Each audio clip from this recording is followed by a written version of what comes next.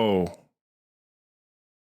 there don't be any music in the title screen of the game. Hello, everyone. Vaesive here. Welcome. What is today's date? Tuesday stream. I haven't streamed in I think 2 weeks. A lot has happened. Let's see. Um, was not sure if I was getting a job back. Got my job back. The boy had surgery. He got neutered and he got the growth removed from his arms. And then that brings us to kind of today. He's mostly healed up. He should be good to go. He's still got a little stuff on his arm healing up, but he got his stitches out last Tuesday. So you definitely need a bath again because you stinking boy. You're stinky and he's shedding like crazy. Also, I've been exhausted from having to return to office stuff, which is a bummer. And all my hours have to be in the office now instead of like my break. What I would do at home, I'd break them up throughout the day, still put in all 8 hours, but over a course of 10 or 12 hours, it's a lot easier to do instead of an 8-hour stint. Then only to be found out this week that we might be fired again. So they brought us back on board for 3 weeks to be like, oh shit, we might be fired again. So that's great and fun. So I think I've just been stressing about all that again. Yesterday, I took off early. I was like on the verge of falling asleep at the office. I was so freaking tired for some reason.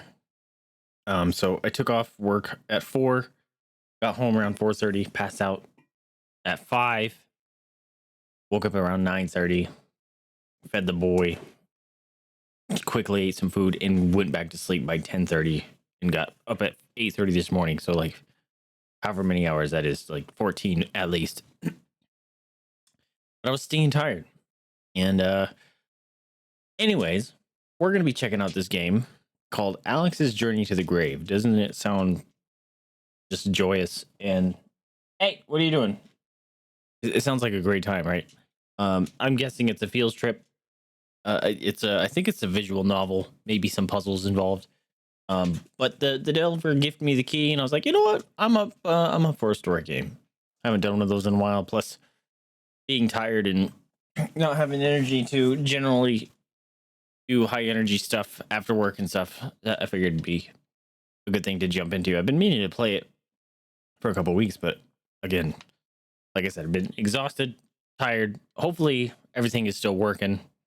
I did some preliminary checks on most things. I just realized there was one thing I didn't check. Doop. Why is my mic or my mouse getting picked up on my mic? It's like my noise gate got changed or something. Anyway, hopefully there's music.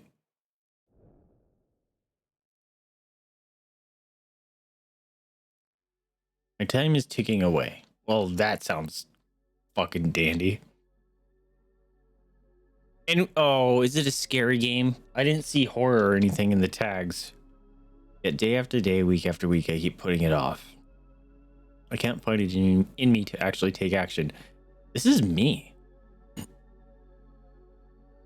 I can't find it in me to leave my comfortable, secure little world in here. I'll do it tomorrow. I'll start it tomorrow. Tomorrow. I'm starting to feel like tomorrow might never come. Did my noise gate change? Hold on. I feel like I changed it.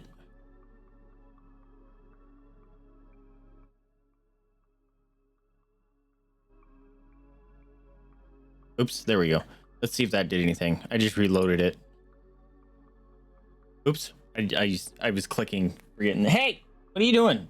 Hey, what are you eating? I open my eyes and stare up at the familiar dull ceiling above me, my head pounding away with a familiar dull headache. The ceiling blankly stares back at me, solid and unmoving. It's got a lava lamp.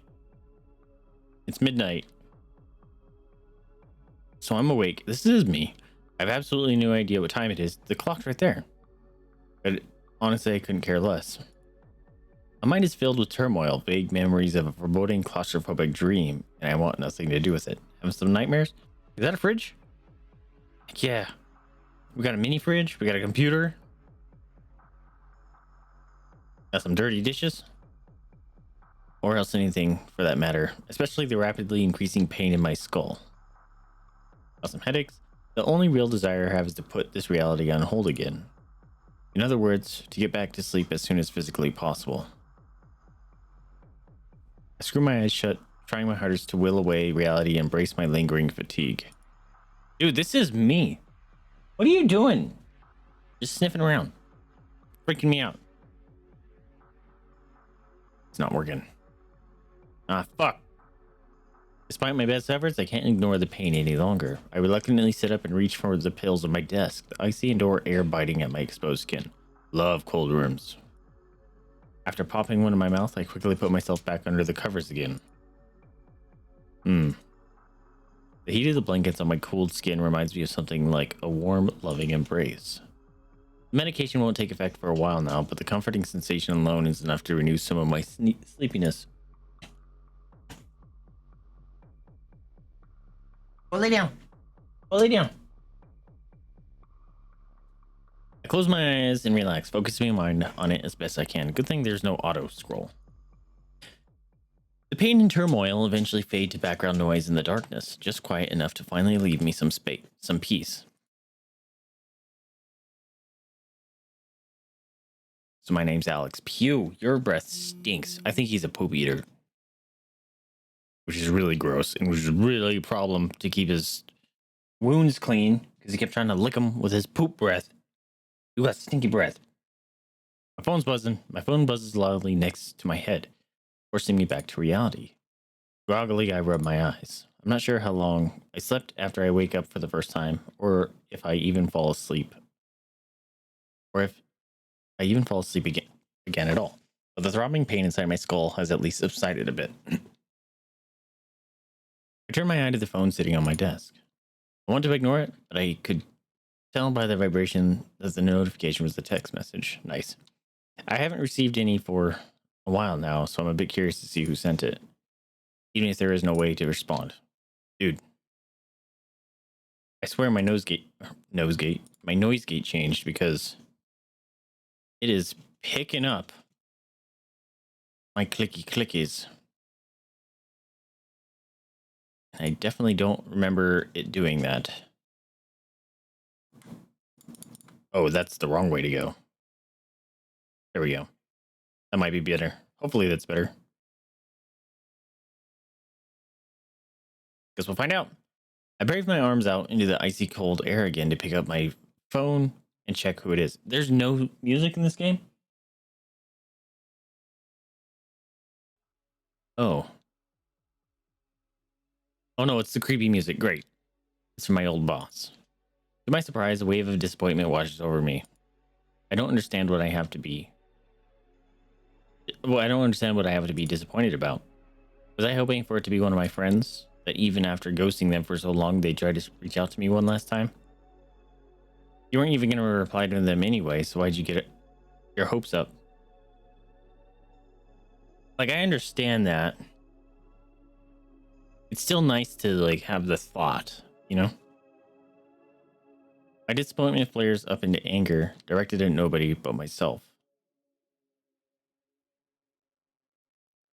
What are you doing?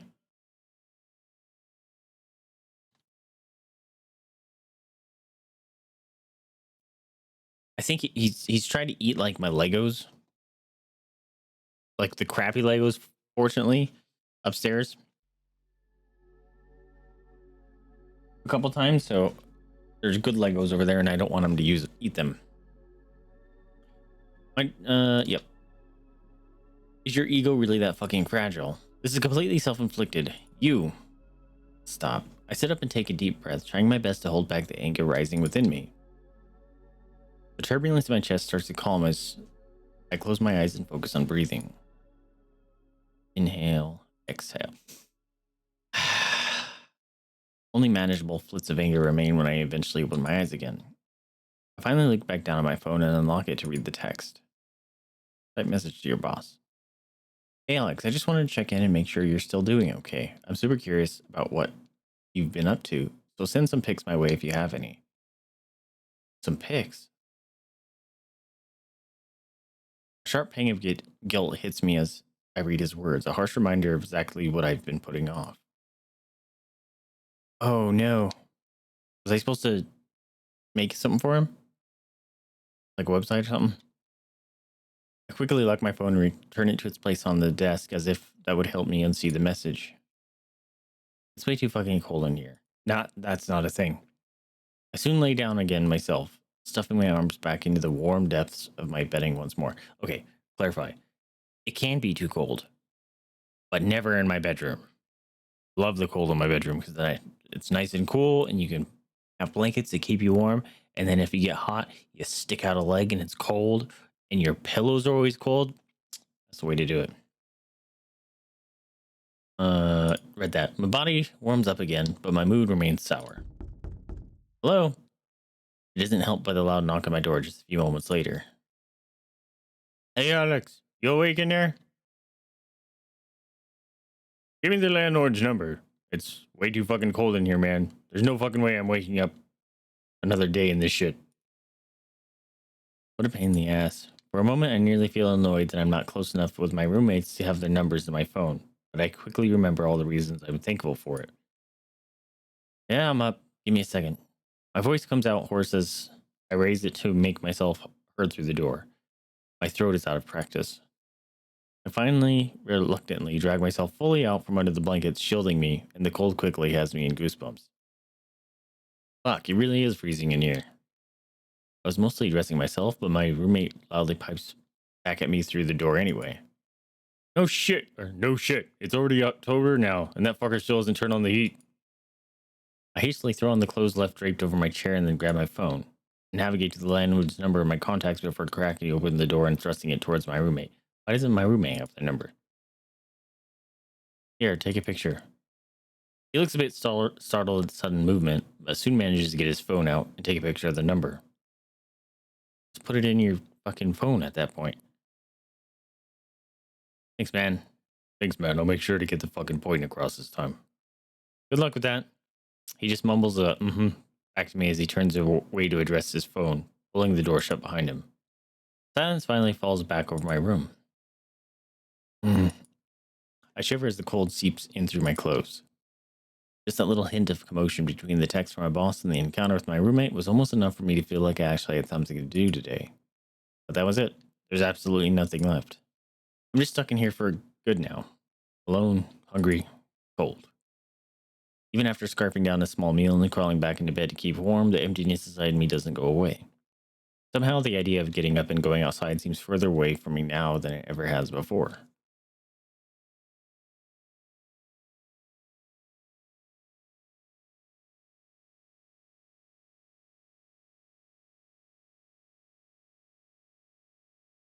I sit at my desk now, finally able to shed my blankets after my roommate managed to get the heat turned on.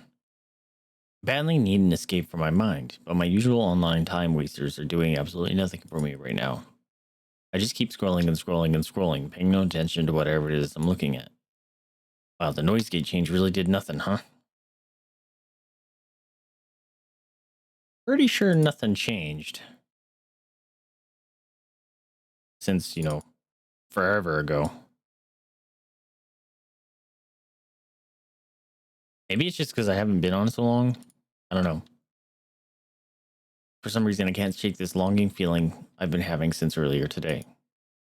A longing to be heard, to be seen, to be a part of something. It eventually drives me to give up on trying to distract myself, and I start going through my old online chat rooms instead. I search for a conversation to join, a person to talk to, anything to help alleviate this feeling. Some of the rooms are still active, and a few are even discussing topics that interest me. But even though I have things I want to say and ideas I want to contribute, I can't bring myself to engage with any of them. Holy crap, it is me! I'm just reading about my life. A pit of anxiety grows in my stomach as I read through the messages in each room. Even when they're just names on the screen, these are all real people. People with thoughts and emotions that get invested. Oh, I did the weird whistle noise when you speak. They get invested in the ones they spend their time with. People that might continue to think about me with pain in their hearts even long after I'm gone. That feels like such a stupid, arrogant, self-centered thought, but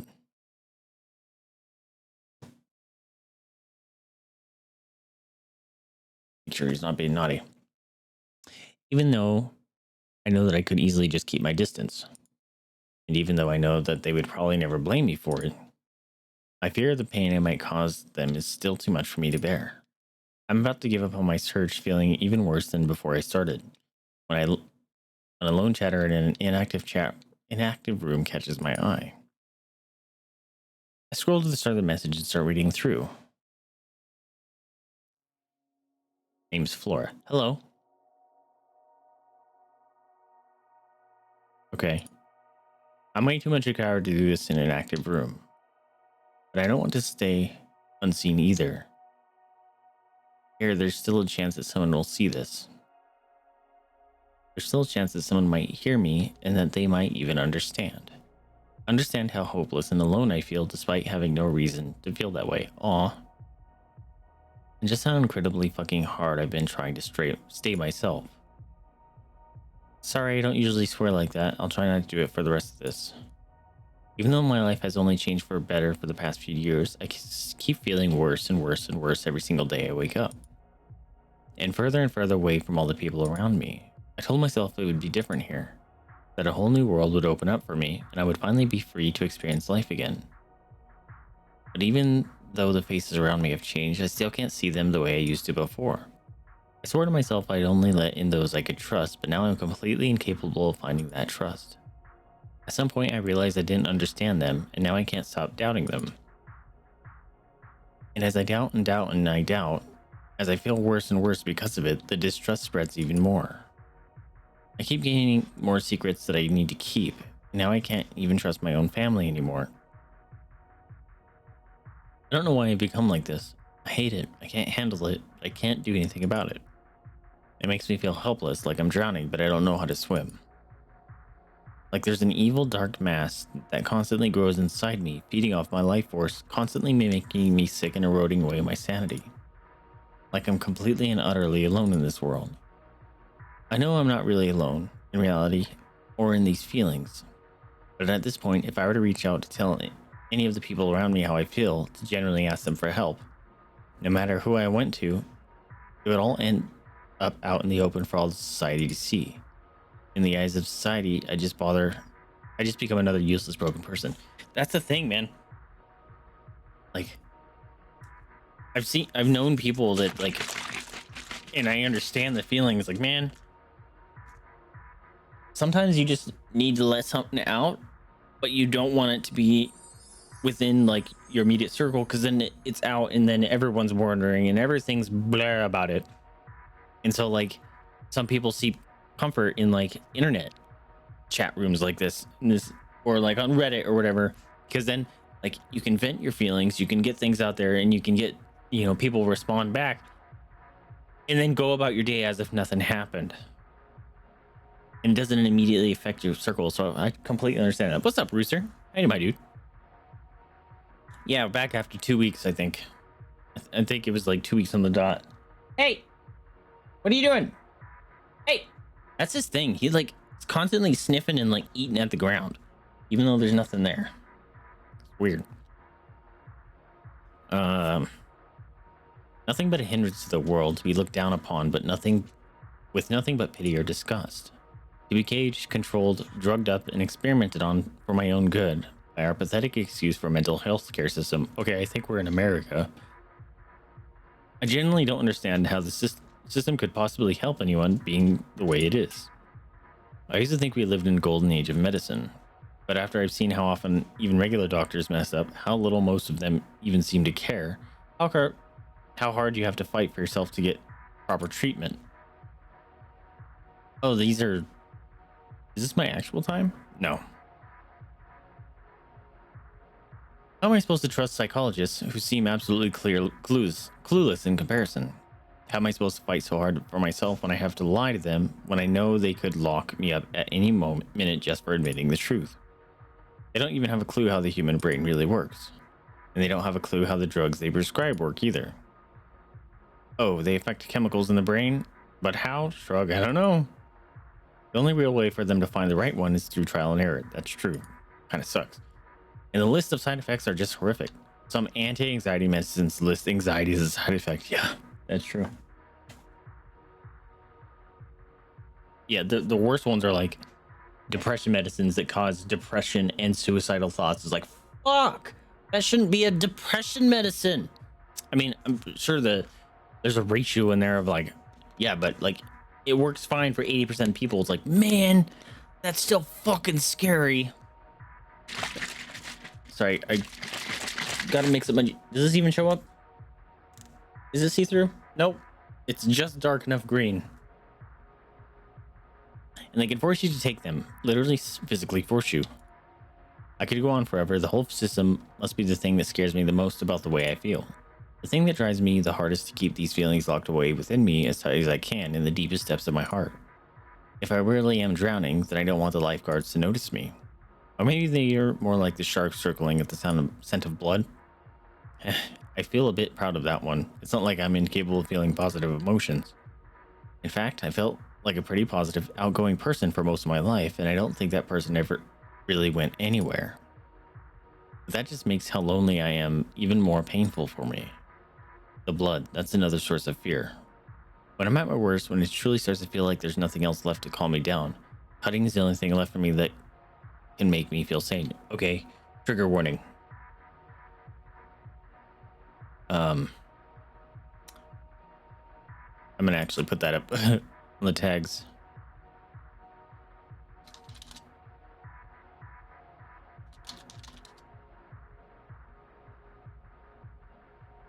Yeah, that's smart. Oh my god, this is getting deep. Feeling the stinging pain, seeing my blood seep out from within me and trickle down my skin makes me feel human again, like I'm getting a preview of how I should feel. A brief reprieve and a painful reminder of what could have been. It scares me. It could easily get caught. I could easily get caught. It's self-indulgence of the worst kind. It's completely against my ideals, but I honestly don't know if I could live without it anymore. The longer I try to abstain, the more I need it. The more my skin itches with desire for it. A shiver goes down my spine and all across my skin as I catch up on the most recent message. Flora's type. Oh, snap. She's typing this now. I say she, I'm assuming. Flora's typing status flips on and off with uncertainty as I sit in a daze, trying to come to terms with what I just read. Their exact situation is different, but everything they wrote about the way they feel, it all reminds me of myself. The version of me who nearly ran out of hope 4 years ago. The thought fills me with an overwhelming sense of duty, washing away my anxiety I had left about sending a message of my own. Nobody else in the world is seeing this right now. Nobody else is listening. I need to be the one that was there for them, just like the one who was there for me. I finally break my silence. My name's Tombstone? Oh my god. Flora. The typing site stops dead in its tracks, but a few seconds later I receive a single character message back. I understand. You're right. You aren't the only one who feels this way. And it's okay that you do. I pause for a moment to see if Flora will type a response, but the typing status never reappears. I really hope I didn't scare them away. I'm not a professional or anything, but I have no real confidence in my ability to help. But I can relate to Flora, and that might be enough to relieve some of the loneliness they're feeling right now. I know how hopeless it feels, the crushing dark emptiness, the lack of humanity that comes with being as lonely as you are now. What is this? Save. Pin. What's pin? I even know that feeling pain and seeing blood can help alleviate, at least temporarily, because it worked for me too. But I also know that it's not the only thing that does. Can I tell you a story? This might end up turning into an incomprehensible ramble. I really hope I don't sound condescending. I really hope Flora is still here. Okay, yes. Okay, when I was younger, I lived in a house full of people who wanted nothing to do with each other, and went to school full of people who wanted nothing to do with me. None of my human interactions contained any traces of love. A great recipe for loneliness, right? Well, I didn't realize that at the time. I thought living that way was fairly normal. I had no good way to deal with it for a very long time. I broke down often, always full of anger and rage for the world that I didn't know where to direct. Until I directed it at myself with the edge of a knife, like I'd seen and heard of others doing before. At first it helped calm me down, like I'm sure it does for you, but it lost its potency over time. I had to cut more and more just to get the same kind of relief. More cuts, more often, with more depth and more blood. Oof. Yeah, okay, this is getting heavy. And then one day, it just didn't work anymore. No matter what I tried, no matter what I did to myself, the pain and anger inside me just wouldn't go away. It tore up my mind until I couldn't think straight anymore. Until the only thought I had left was to escape. So I tried to escape. I went out into the night and I started making my way up to the roof of a nearby cliff. But I didn't end up finishing my journey alone. As I made my way up, I was joined by a cat. A very friendly cat. I stopped to give her one little pet at the bottom, and without me knowing, she followed me all the way up. She surprised me as I stood at the edge right before the end, then started doing that stupid little cat, slinging around my legs and rubbing herself all over me. Oh, this is a Josh game. Thanks to her, I'm still here.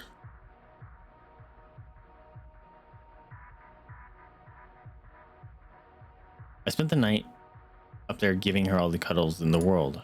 At some point, she came to rest on top of my chest and laid back, and I laid back to look up at the sky. A beautiful moonless starlit sky, and I felt human. After that, I'd go and visit her on top of the cliff every time I felt like I was going to break down. Oh, that's cute.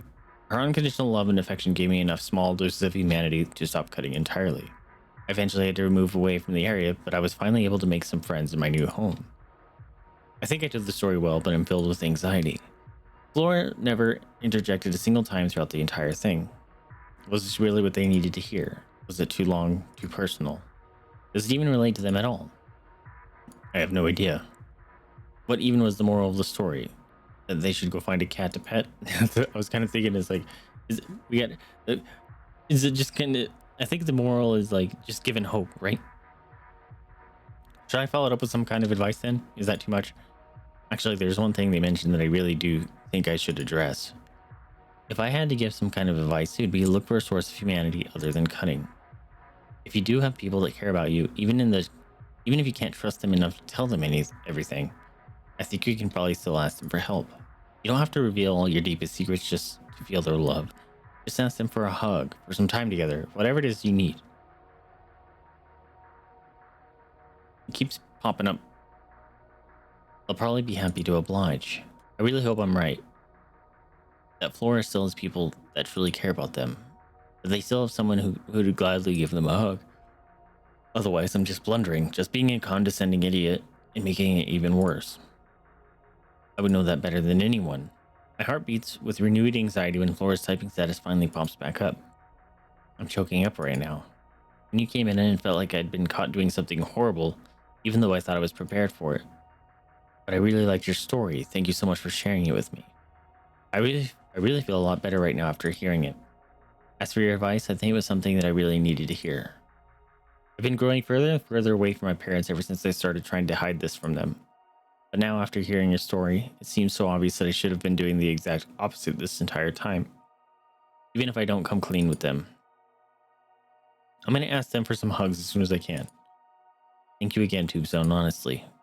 It feels like I might be thinking this because I want it to be true. But I really do feel like I have a new path to follow now. I feel like a massive weight has been lifted off my chest at Flora's response. I really did it. I really helped. I was the one who was there for someone. My life might have had at least a little bit of meaning after all. I'm glad I could help. Using my experience for something like this makes me feel like there was at least a little bit of meaning to those times after all. Flora's typing status flips on and off for a while, and I wait patiently for the next message. Hey, do you mind if I add you as a friend? I don't want to be a bother, but I really want to talk more with you in the future. You're the first person to ever relate to me like this. I'm sorry I feel like I shouldn't have asked, but also I'd regret it forever if I didn't. You can just pretend like I didn't ask at all. The weight from before immediately presses back down on my chest. I made a mistake by sticking around this long already. There's no way I can do more than this. I can't become a person for them to rely on. Hey! But if I turn them down now, if I even hesitate to answer any longer than this, what are the consequences? I'd be the same as calling them worthless, a broken person. It would confirm all their anxieties. I'd fallen into a trap of my own creation. Sure, I don't mind. I slumped down in my bed face first. Flora added me as a friend, said thanks again, then went to sleep. I checked her profile. Now that we're friends, I can see that she's a girl, still the same age as me, and even lives in the same city as me. Winky dink. The inactive chat room we were in is a local one for our area, after all. Even though it's not on my profile, she probably already assumes that I live here too. Even though I'm so scared of the risks, I want to talk to her more. I want to be there for her if she needs me again. I want to feel like my life has some kind of meaning again. I can do this without getting too close to her, without becoming her friend, right? I'll set up some rules for myself to avoid getting too close. Boundaries. Also, sounds like my computer's taking off. That was something I wanted to look at last time I was streaming. Totally spaced it. I will not message her first. If she loses interest, perfect, I'm gone. I will not tell her my real name. She should just know me as Tombstone. I will always push her to find other friends. I can never be one of them. I will never meet her in person. That would be passing the point of no return. I feel stupid.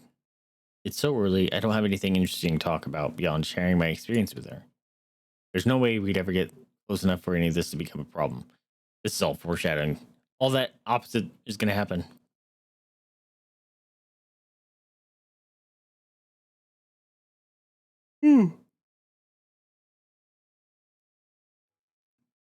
I had a university.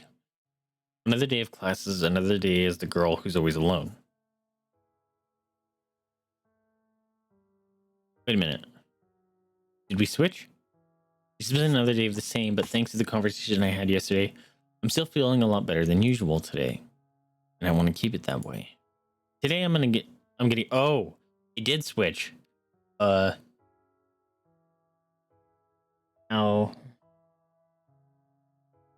How about, no, that's terrible.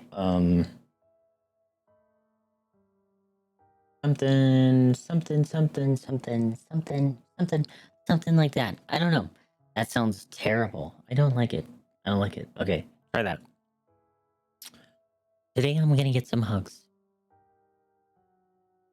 After getting home early, I break my usual habit of heading straight upstairs to my room and look for my parents instead. Maybe. I don't know. Dude, that doesn't sound like a changer at all. That sounds terrible. I don't know, maybe I just do my normal voice. I'd usually still be at work around this time, but just my luck, they both took the day off for some appointments today. I find them sitting together in the dining room, both with a cup of coffee in their hands. Are those my parents? My parents are fucking young. They stop their conversation and look up at me as I walk in, seemingly surprised that I came to find them. Hi, Alex. It's nice to see you in person for once. Seems like it's our lucky day, getting a visit from our beautiful grown-up daughter. Wait, we're all grown-ups? You guys are young as fuck! I live in the same house as them. They see me all the time. It makes it hard to talk with them when they act like this, but it's true that I really haven't spent as much time with them as I should have. That's the thing. Don't punish behavior you want to see. They don't realize it. I don't think, anyways. But you don't punish it. That's a punishment for someone like that. Like, I'm sure they're coming from their heart in a good place to be like, oh my gosh, it's good to see you for once. That's the last thing you want to say to them. Because then it makes them feel guilty and then they're not going to want to do it anymore. You know, you don't bring attention to that. You don't punish the behavior you want to see. There it is. A mixture of guilt and embarrassment starts to sour my optimistic mood. See? Well, what's up? Or did you just feel like having some quality family time together? The sarcasm in her voice stings a little, but I try not to let it get to me. Well, I just felt like I wanted a hug. Yeah, steps up, give him a big old bear hug. Mom looks a bit suspicious at my answer, but Dad just stands up with a big smile on his face. That we can do. Relief washes over me as he puts his arm out and I do the same. Both of us coming in for the hug. Oh, cute. I close my eyes as his body completely enshrouds me. He's still a lot bigger than me, but he's also been surprisingly gentle compared to the smothering hugs I used to get from him as a kid. It's a nice fatherly hug. I feel assured of his love for me. Until he starts squeezing hard at the end. Ah, hey! He lets go after I start struggling and hitting him with the hands around his sides.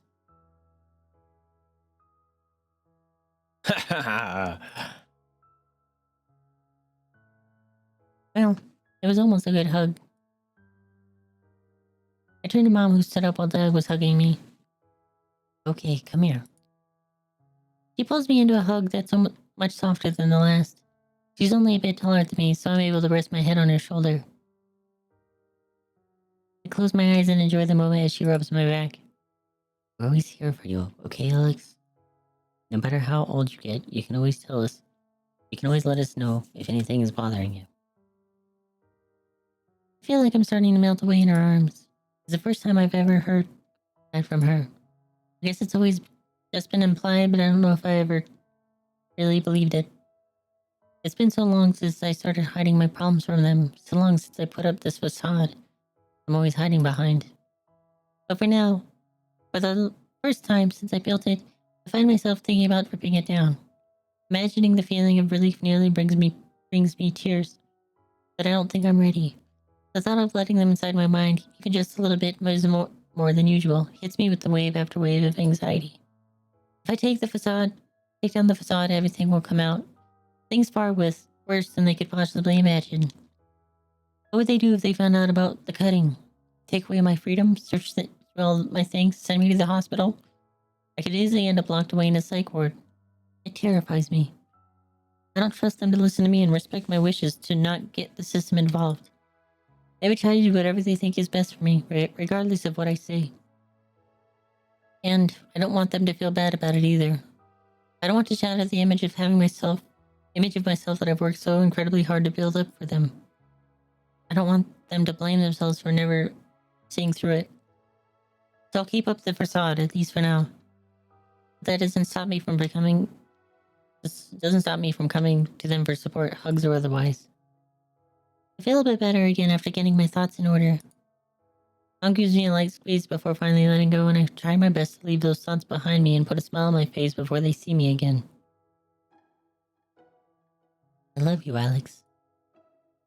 I love you too, Mom. Dad suddenly pulls both of us back in for one last big hug. And I love both of you. Oh.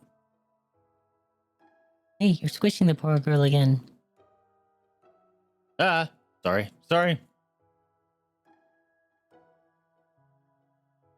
After a long group hug eventually ends, my head starts to clear up again.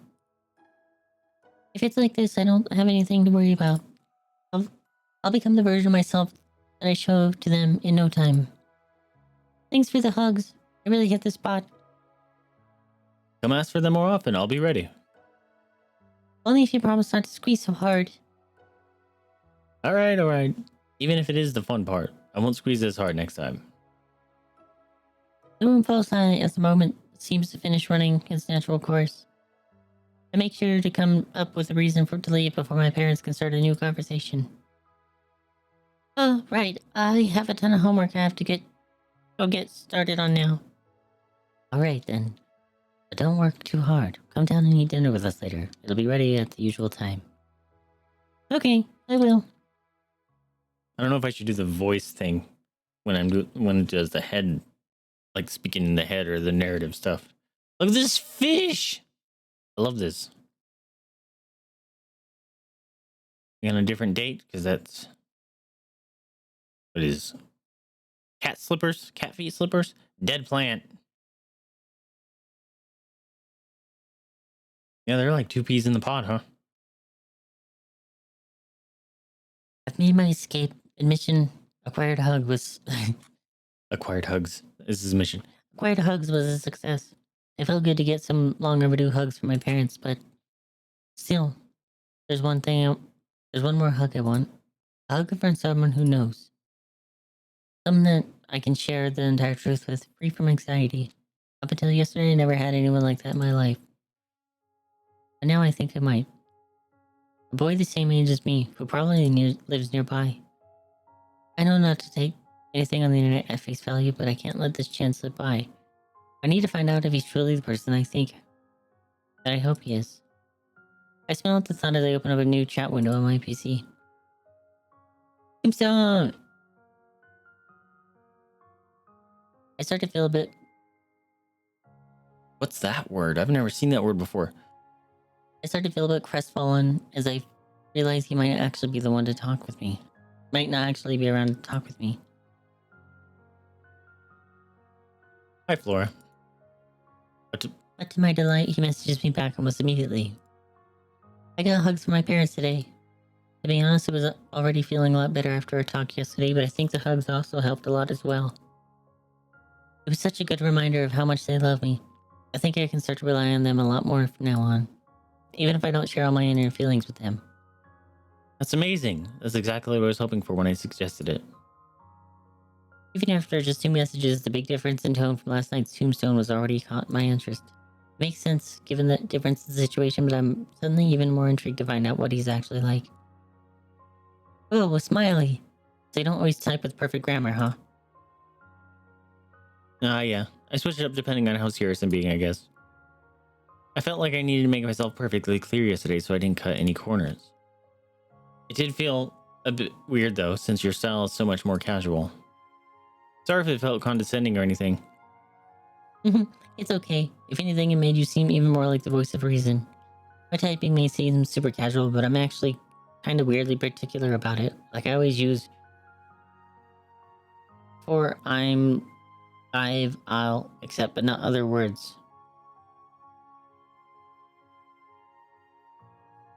Oh, the apostrophe. I don't know why it bothers me too much not to. Also, I use a lot, but usually only 2 because it's more efficient. That's true, actually. I kind of wonder why double dots isn't a real thing. Maybe because it feels too brief compared to 3 dots, so you'd just be better off using a comma instead. This is not going the way I wanted it to. I struggle to come up with a way to get back on track, and anxiety starts to creep through me as the chat goes quiet. I accidentally steered the conversation in the wrong direction already, and now I'm lost. How do I start back to him? There are so many more things I want to ask. Sorry, I read a ton of books, so I get lost thinking about stuff like that sometimes. Is there something else you wanted to ask me about? Huh? Did he just read my mind? No. I had a long pause there. It only takes basic social skills to read a situation like this. Even though he made it so easy, I can't come up with anything to ask him about that doesn't seem too creepy or weird. This isn't coming to me easily like it used to. I'm way more out of practice than I thought. I get up from my chair and throw myself down on the bed, pressing my face in the pillow to let out a shout of frustration. I just don't know. I don't know how to ask him anything. Even though I used to be so good at making friends. I hugged the pillow tightly and rolled onto my side to watch the computer screen, unmoving as it is. Is it because I've never really done it online before? Or is it just because it's been so long? Crap, it's already been ages since the last message. I better at least say something. I get up and sit back down at the computer, surprised to find Tombstone typing again.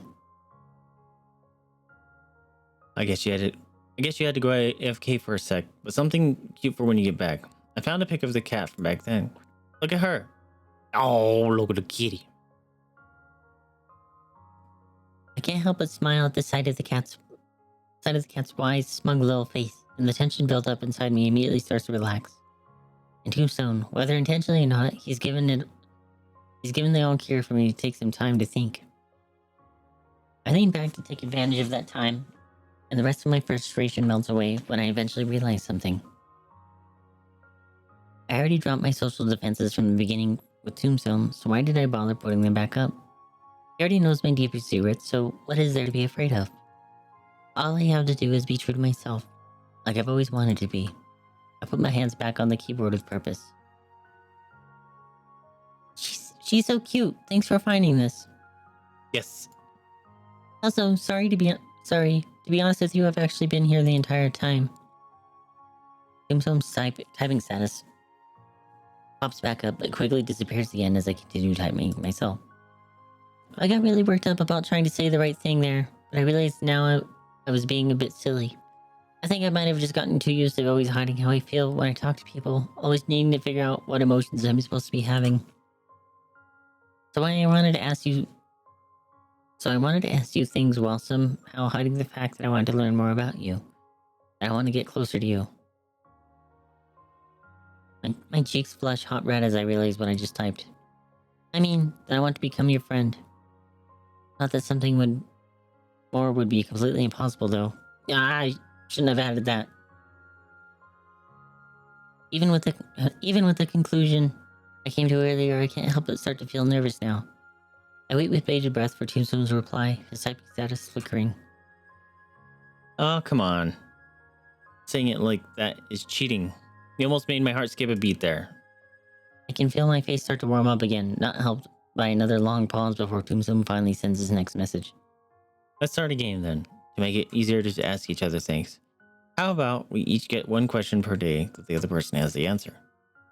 What? Just one question per day?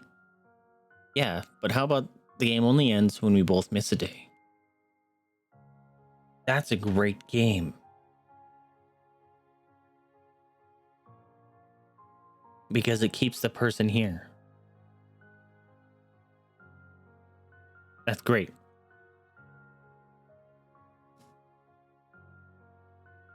So we'll have to talk to each other at least a little bit every day, and it won't ever feel awkward to send the first message. That is a good idea. I feel almost giddy with excitement as I think about it. He came up with an idea like this all on his own. I'm really not a bother after all. I'll get to talk with him every day as long as I keep it up. Okay, I'm in. What happens if only one of us misses a day? I guess they have to answer 2 questions the next day. The whole thing is just in good faith anyway, so not much else we can do if one of us decides to stop messaging. Fair enough. I still have a question for today though, right?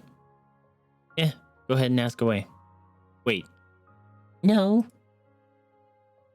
actually there is one more thing. Okay. I won't tell you my real name unless we ever happen to meet in person. The surprise extra rules stings me a little. So there's still a barrier between us after all. But it's one that I think I can easily knock down in the future, so I try not to dwell on it. In fact, it makes deciding my question a lot easier. Okay. In that case, you live in the same city as me. The one that the chat room was for? Wow, straight to doxing me, huh? But yeah, I do. Rules are rules. Yes, I knew it. Played cool. My question feels a bit wasted now. The chat room made it too obvious. Okay, I'll ask something I have no idea the answer to then. Do you have any pets? If so, send pics. What? Whoa, wrong button. What? We can add a stipulation like that? Oh, yeah, I guess. But it can be optional. Like if you do have pets, you can just say yes and not give pics if you want. And no, I'm not sending you a picture of my house. Aww. Hey, also, you gonna answer? Oh yeah, we don't have any pets, sadly. We did have a dog when I was really young, but he died of old age when I was around 11, I think. A big, friendly labradoodle called Norman. Not sure where I could find any pictures, though, sorry. Rest in peace, Norman. He sounds like a very good boy. Yeah, I really miss him sometimes. My parents and I are too busy to get another pet now, sadly. I'd love to get a cat if I could. Me too. I can't have one where I live, though. Someday. Time passes by at lightning speed as we chat, and I almost have a heart attack when I eventually glance over at the system clock on my computer. Holy crap, they talk for 2 hours. Oh crap, I have to go. I promised to get with my parents today. Go eat. I'll be thinking up a better question for tomorrow. See ya. I quickly close the chat window and make my way downstairs, a smile on my face. Oh, this is cute.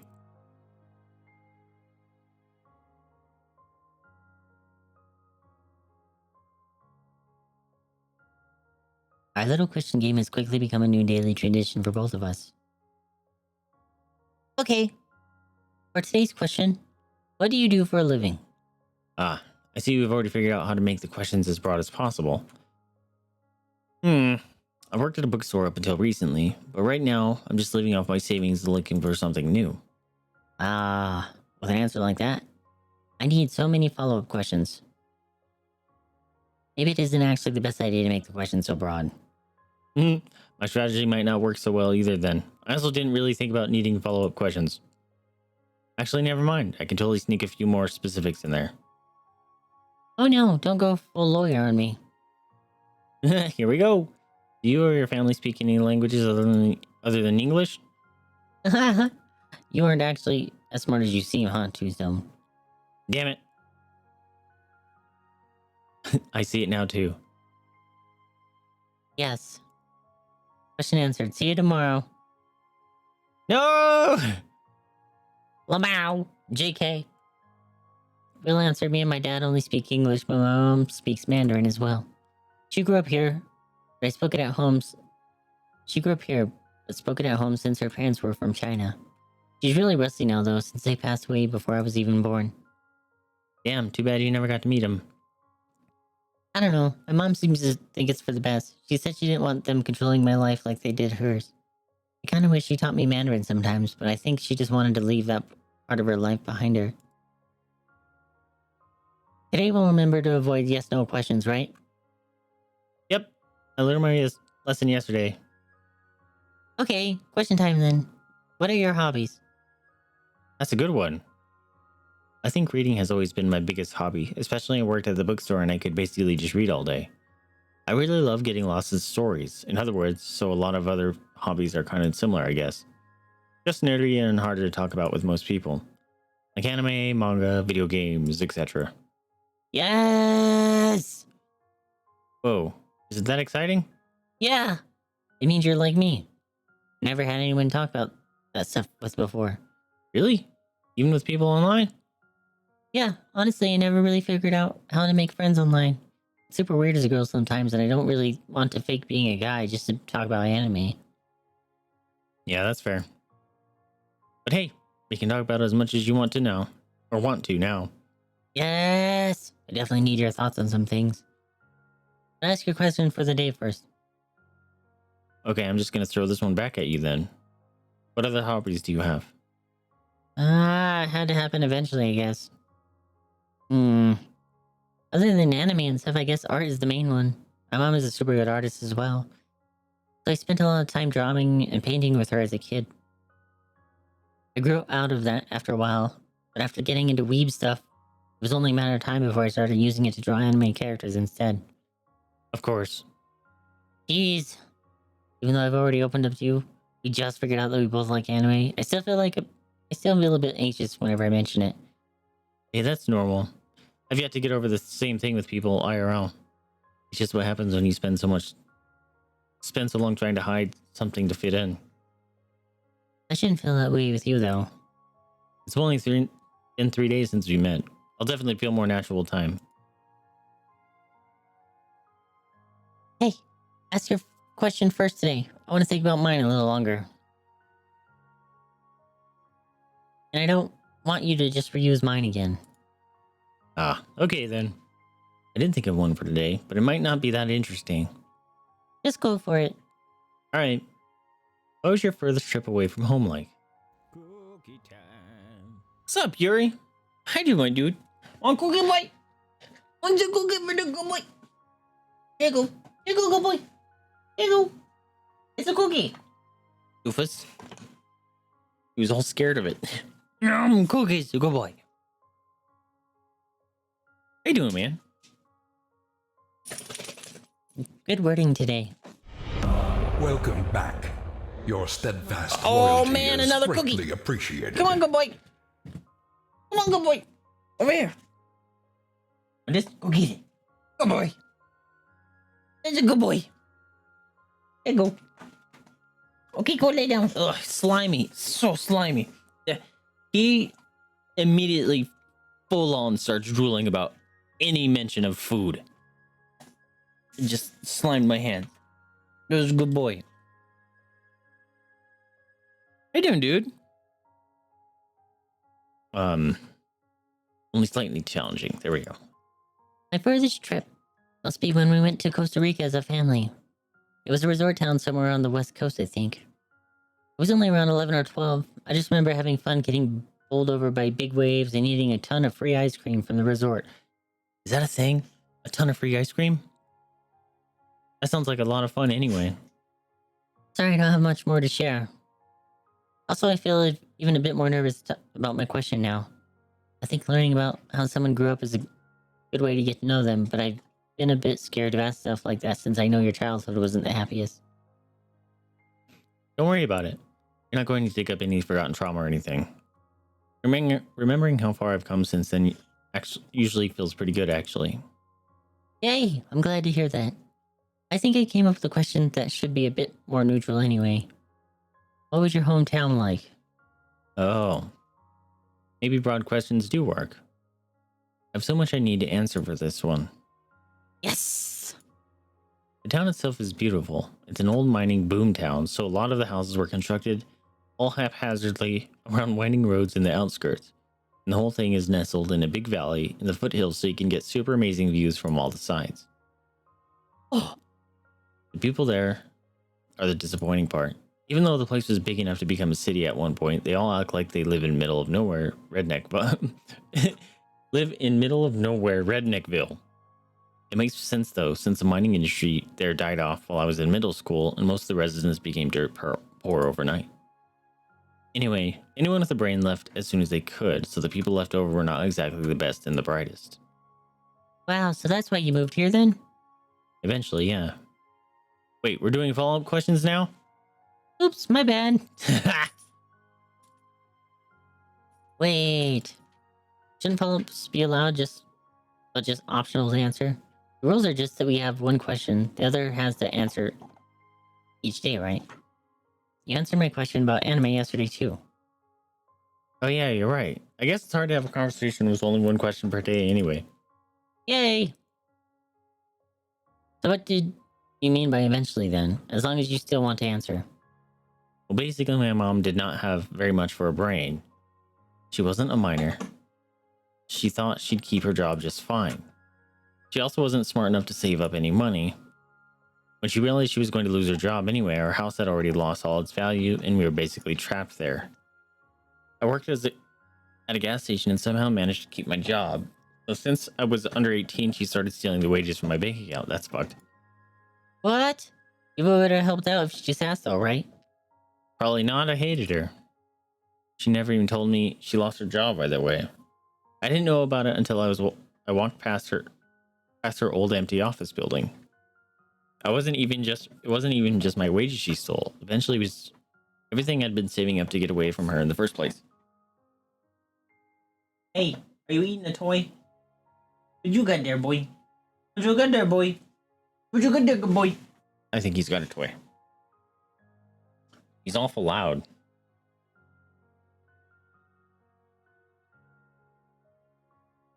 I almost lost hope, met the cat from the story, then finally wised up, and asked my boss to pay me in cash instead. I hid it out in the woods, but it didn't stop my mom from ripping up all my stuff looking for it anyway. Then at 18, I left and never looked back. Tombstone. I really want to give you a hug right now. Yeah, that was rough. As days pass and our understanding of each other grows, the questions we ask grow bolder as well. Space! You beautiful being, how you doing? It's too freaking cold for October. Winter is December. Nah, bring the cold. Lamau! Not here, it isn't. Maybe your answer today can help warm me up at least. I think I finally built up the courage to ask something I've wanted to ask for a while now. She's gonna ask if he's dating anyone. Uh-oh. It's hard to word this as not a yes-no question. Okay, I think I got it actually. Okay, I was close. What has your love life been like? Jeez, we're expecting a heartwarming answer to that? Or even any answer at all? I'm doing alright myself. Been exhausting few months, but we're hanging in there. What's new, crazy, exciting with you? Oh, come on. You're like No, I can't say that actually. Hey. But surely you've been in love before? No. What were you gonna say? Ah. So that's your question for the day, is it? Sure. Well then, I was gonna say that you're one of the sweetest and most emotionally aware people I've ever met. So I asked about your love life because I thought you might describe how someone special to you made you feel. And I thought maybe hearing it from you could help me learn to feel that way too. Well, that's cute. Ah! You can't say stuff that's cute. Just said that. Hey, I was just answering the question. Things getting awkward. Now answer yours. Okay, I'll answer properly. Just counting down the days of school left. Is summer coming up? April. Oh my gosh. Yeah, it's right around the corner, huh? Sorry, I left cap locks on. Okay, truthfully, I have had a girlfriend before, but we were only together for about a month. Really? What happened?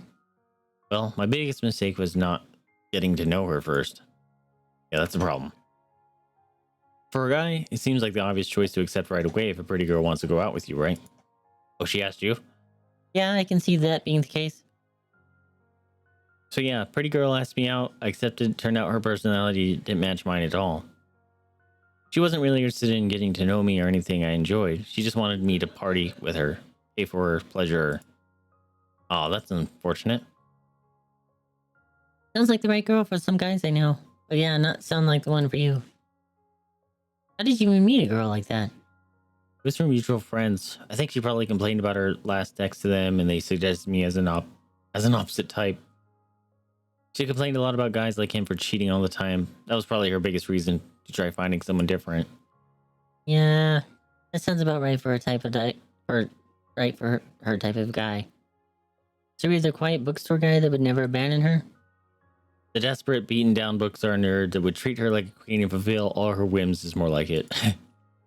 I think she thought just having sex with a guy like that would be more than enough to keep me happy to serve her. And that he didn't go partying and drinking all the time just because he didn't have a girl like her to do it with. Hey, if I knew anything about girls like that, it's that she did at least find you attractive. They're usually way too shallow to look past looks. Well, yeah, like a work in progress, maybe. She really badly wanted me to start working out. Exercise? Oh, the misery. For sure. Okay, fair. But uncalled for. Sorry, I don't actually exercise much either. So girlfriend was a boss, but surely you've at least had a crush before? Something you felt a special connection with from afar? You're asking a lot of questions. I think I did a long time ago. Like middle school, probably. There were definitely girls that I thought were cute, but it was so long ago, I'm not sure whether it was just physical attraction or something more emotional as well. Sorry, I guess I don't really have any love experience to share with you after all. Well, hey, at least we're in the same boat together. Hey, you keep your face out of the trash can. No, wait. Chew, your breath stinks. I do feel a bit guilty now about making you waste your question yesterday. You should go first today, and don't hold back if you want to ask something super personal like I did. Like sliding around here. Okay, yeah, there's one thing that has been itching at the back of my mind for a while now. Especially after your question yesterday inspired me on the right wording for it. Okay, I'm glad I prompted you. I really want to know what it is now. Sorry if it's not a happy memory, though. It's okay, really. You more than earned the right to ask me about stuff like that anyway after you shared so much of your past with me. Actually, there's a lot I haven't shared with you before that I'd really like to. So yeah, ask me stuff like that more often. I've been waiting. Laura, you don't have to wait until I prompt you to bring these things up. I'm really sorry if the whole question game thing made it difficult. I'm here whenever you need to vent about anything. No, it's not recent or urgent or anything. I'd definitely tell you if it was feeling down. But thank you, I really appreciate that. Now ask your freaking question already. Okay, good. Here we go then. What has your social life been like? Whoa, you really got that spot on. I just copied your homework from yesterday. Yeah, but still it covers everything so perfectly. I'm not sure where to start. You basically want to know how I ended up so lonely, right? Yeah, you got me. You've just seemed so cheerful and been so easy to talk to all this time. I feel like there has to be some story behind it that I haven't heard yet. And some reason that you still have trouble making friends. Well, yes, and yes. I'll just try to tell the whole story from the I'll just try to tell the whole story from the beginning. Briefly, if that's okay. Yeah, however is comfortable for you. Thanks.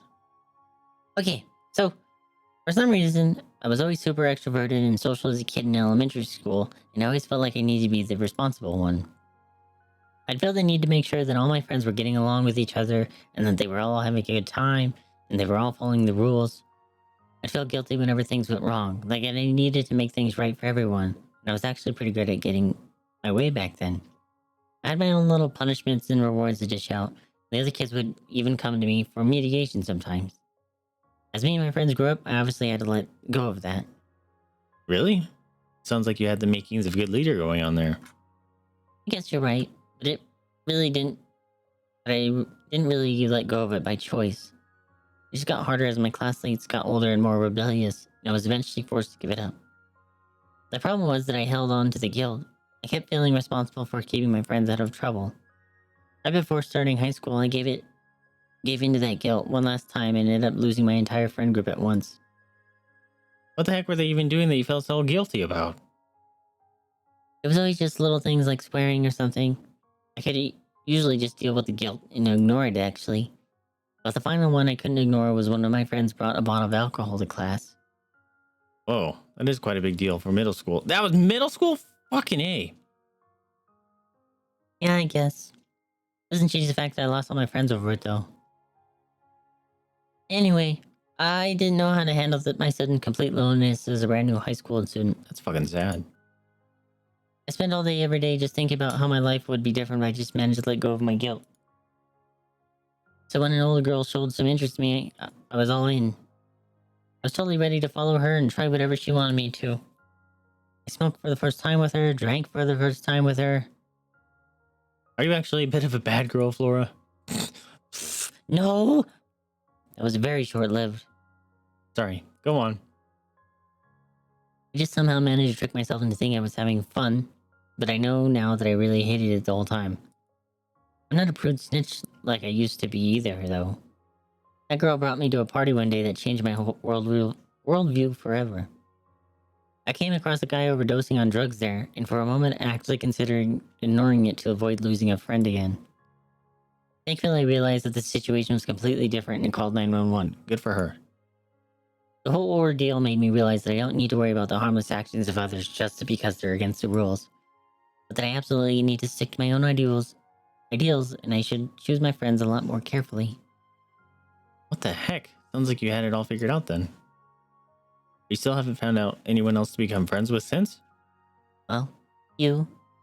I'd hit you right now if I could. Everyone in my high school hated me for years after that. And yeah, I'm no good at making online friends like you. I've never had any practice at it. It's way too scary not being able to read their faces. Sorry that came out a lot meaner than I meant it to. I guess I'll forgive you. You're lucky I think so highly of you. Yeah, I only said it because I think so highly of you. You figured out this online thing just fine with me, by the way. Because of how we met, I guess. I just never had that fear with you. Although in the beginning, I was definitely scared of messing up our conversation and scaring you off somehow.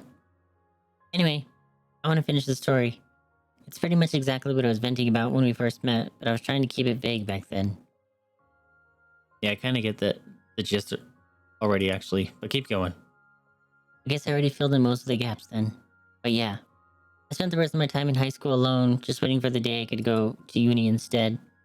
Spending so much time like that, knowing that everyone you see hates your guts and avoiding them accordingly. Even after it stopped, it's really hard to undo what that does to you. Especially when some of those same people are mixed right in with the new ones. They all just blend together into one big untrustworthy crowd, and it's impossible to approach anyone. Flora, it stopped a lot earlier than the end of high school. You called the ambulance for a student that was overdosing. The only ones who hated you were a loud, shitty minority. The vast majority of people are much more reasonable, even as teens. Some might have resented you for a while, but most probably agreed with you from the start.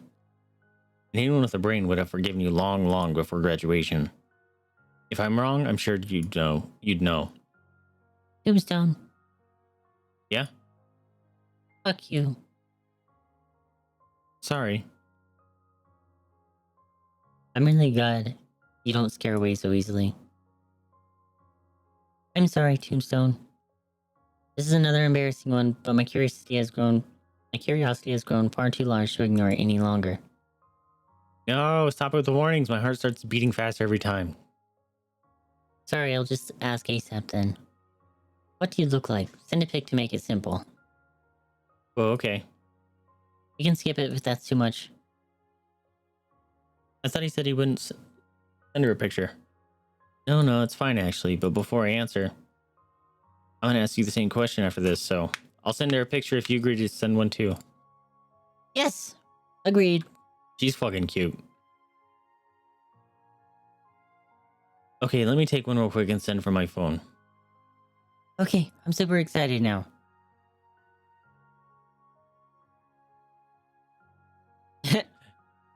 You're a good-looking dude. Pretty sure I'm just average, but thanks. Above average. Jansom. Cute. Causing me to make typos.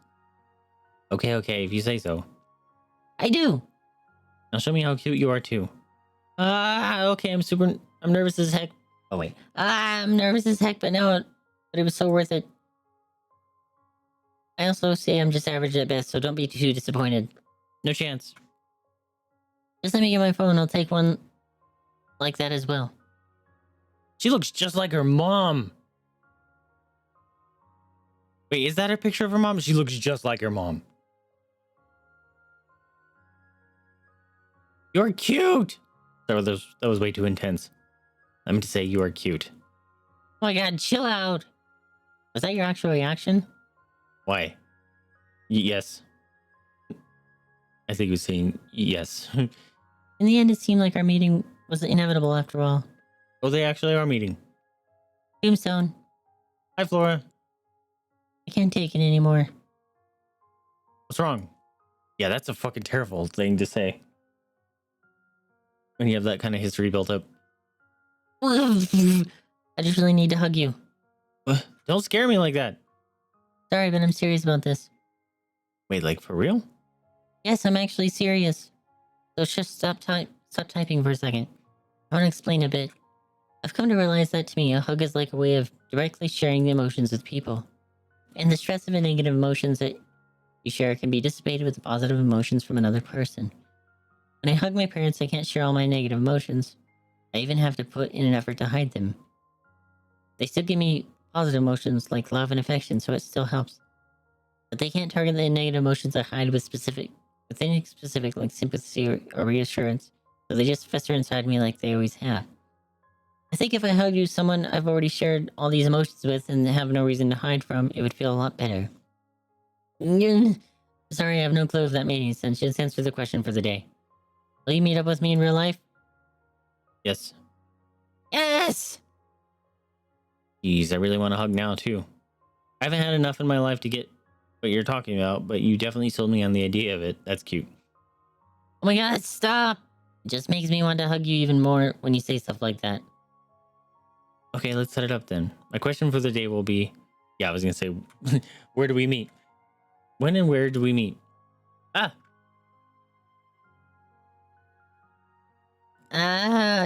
Yes.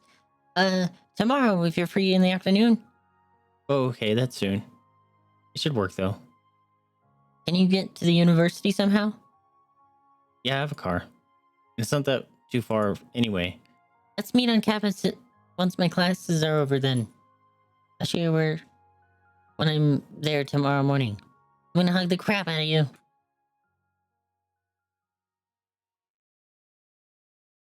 Oh no, the long fade has me worried. You haven't picked up your room at all. The dates haven't changed at all. I smile at my reflection in the mirror, finally happy with my outfit for today.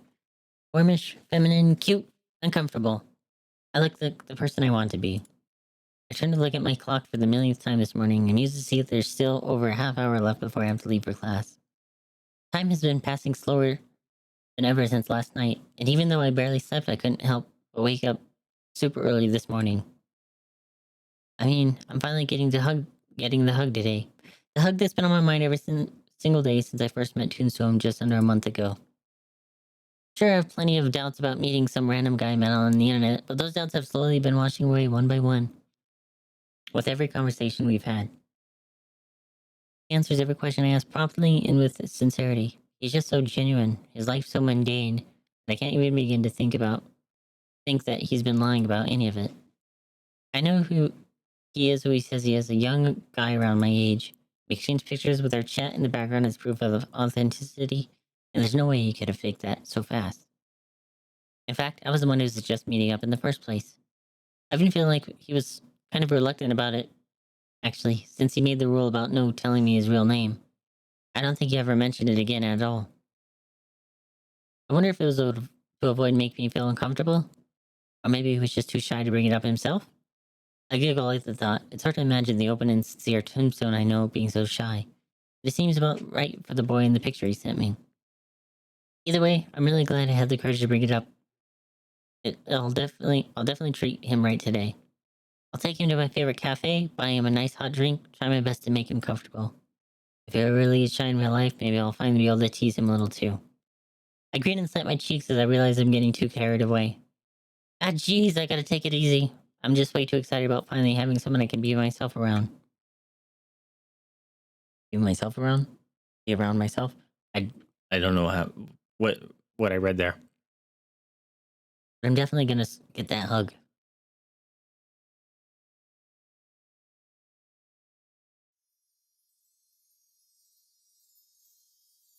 Wow, the mom is fading in sound.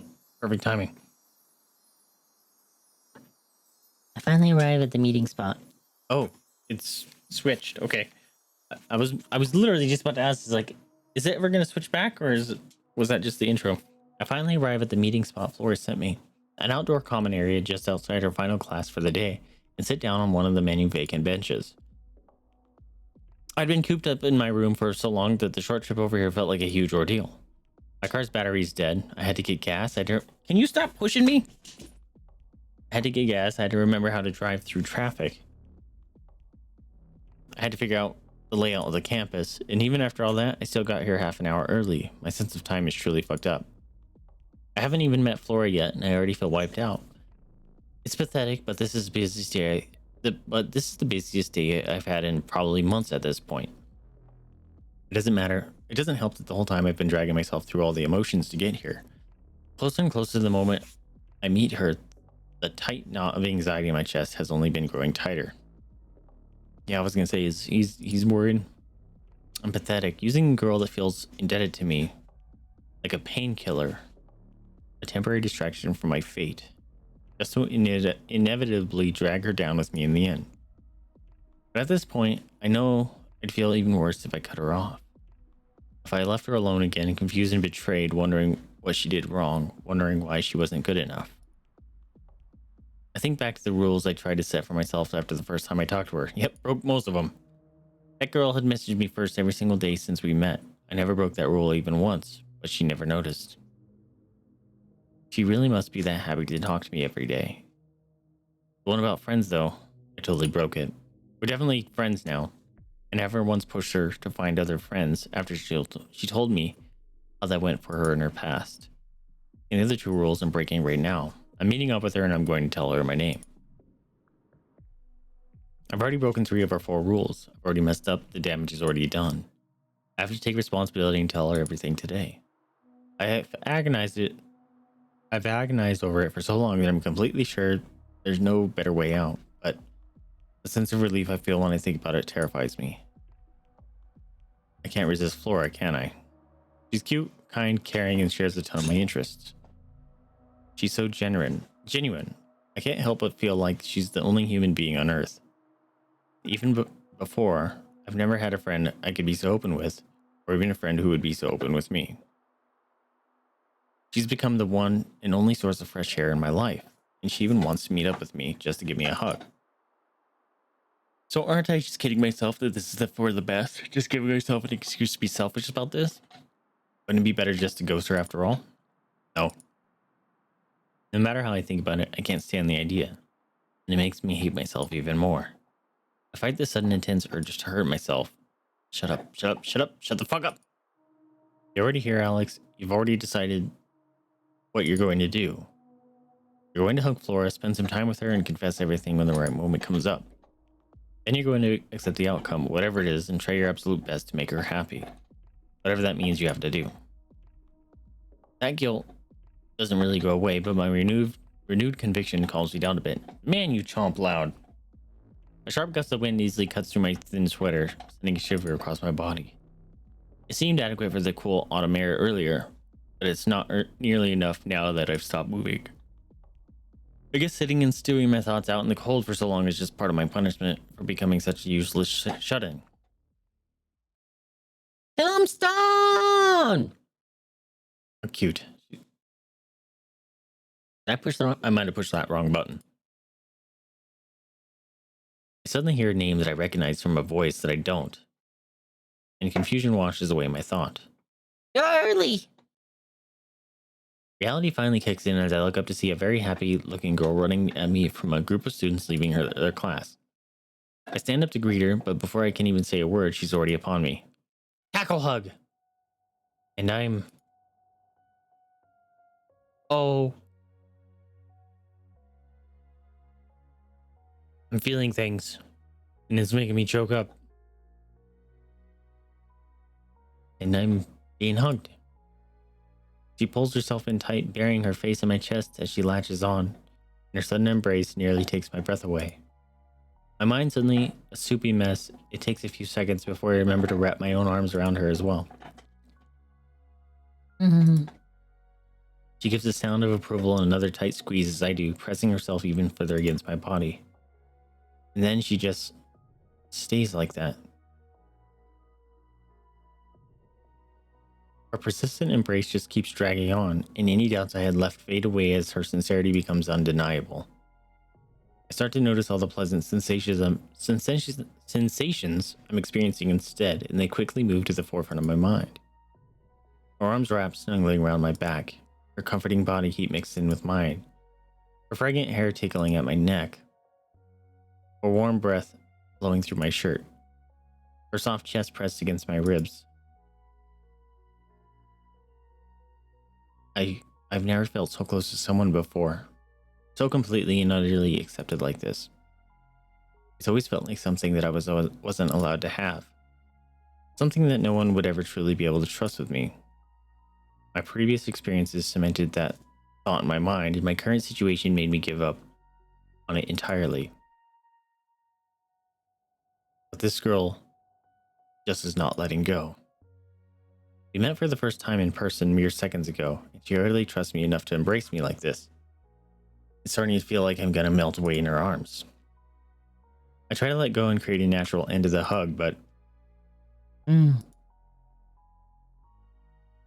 she just squeezes even more tightly than before, giving me no choice but to wrap my arms around her once again. This is not just acceptance or trust, it's longing. I'm what Flora longs for. I've never felt anything like that before. I don't even know how to describe it.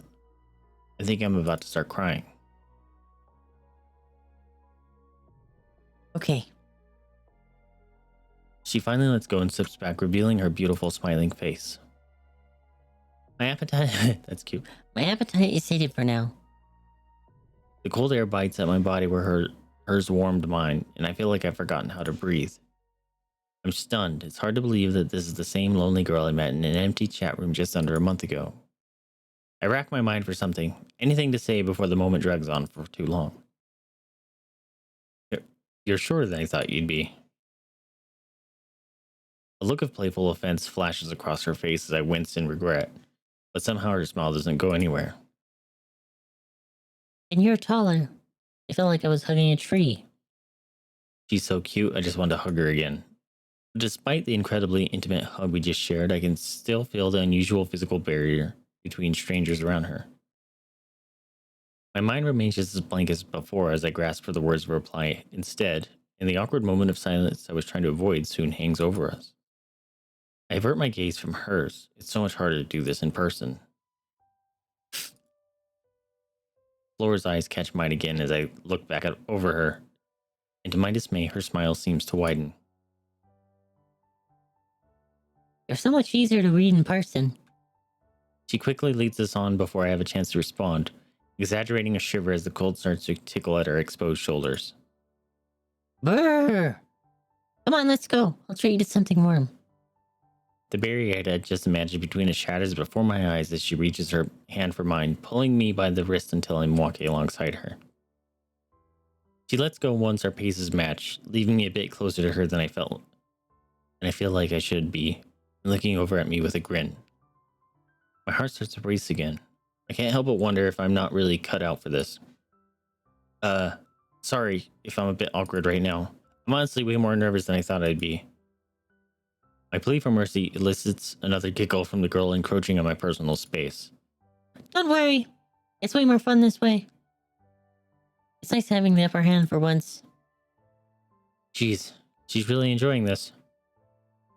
Laura takes me to a bright, trendy cafe right at the edge of campus, nodding her head with satisfaction as she leads me inside. But it's not too busy right now. We'll be able to sit down.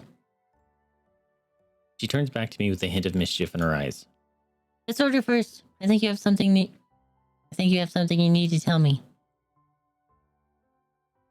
My real name. I'm aware of how the rule I made become a promise instead. Yeah, I remember. Mischief fades, and her smile turns sweet again as it widens. Good. I'm looking forward to it. She quickly moves on, pointing us in the direction of the cafe's menu. So what are you going to order? I feel a disturbance in my soul when I look up and see some of the prices on the chalked-in blackboard above the till. $7, $8? Since when did coffee prices double digits? Or approach double digits? I shake it off and try not to just pick out something to order instead. The cafe basics on the menu are familiar, but I quickly get lost as I read down the list. I've at least heard of a macchiato before, but what the hell is a affogato? A piccolo? Latte? A ristretto? I don't know what those are either. As if to nearly cap off my confusion, the final item on the menu is simply called magic. Maybe I should just get a cup of tea? Laura laughs at me as she pulls me into the line to order. I'm treating you as a thank you for today, okay? So make sure you get something nice. I try to fight the smile growing across my face as I realize she really can just see right through me. Okay. I look back up at the menu, but the expensive drinks are still just as much a mystery to me. I have to turn to Flora to help after all, and the amusement on her face is clear as she expectantly waits for me to speak up. Sorry, I don't have a clue what most of these drinks are. I'm not really a big fan of coffee. What can I order that isn't too bitter? Her smile reaches critical mass as I fall for the bait. Hot chocolate! She's fucking precious. I love her. I can't help but crack up along with her as she laughs out loud at her success. Oh, come on. No, I'm serious. It's actually really nice here. They make it with real chocolate and milk. It's great. Welcome back. Lee! Your steadfast Hold on. loyalty is greatly appreciated. 55 months. Wee! How you doing, my dude? Also, we got our first stream boss back. Hold on a minute. This is a big deal. Oh my gosh, the boy's getting excited. I almost typed cozy gold finch. Is that gonna work? I don't know if that command actually works anymore. It does! Look at go! Finch. On the corner. Here you go. Yeah. He's learning the cookies. How you doing, my dude? It's good to see you. Thank you so much for the resub. 55 stinking whole freaking months. That's a lot of months. That's a lot of time. Like you said like a couple months ago, in your stream, like what? We've known each other for over 4 years now. That's bananas. It doesn't feel that long.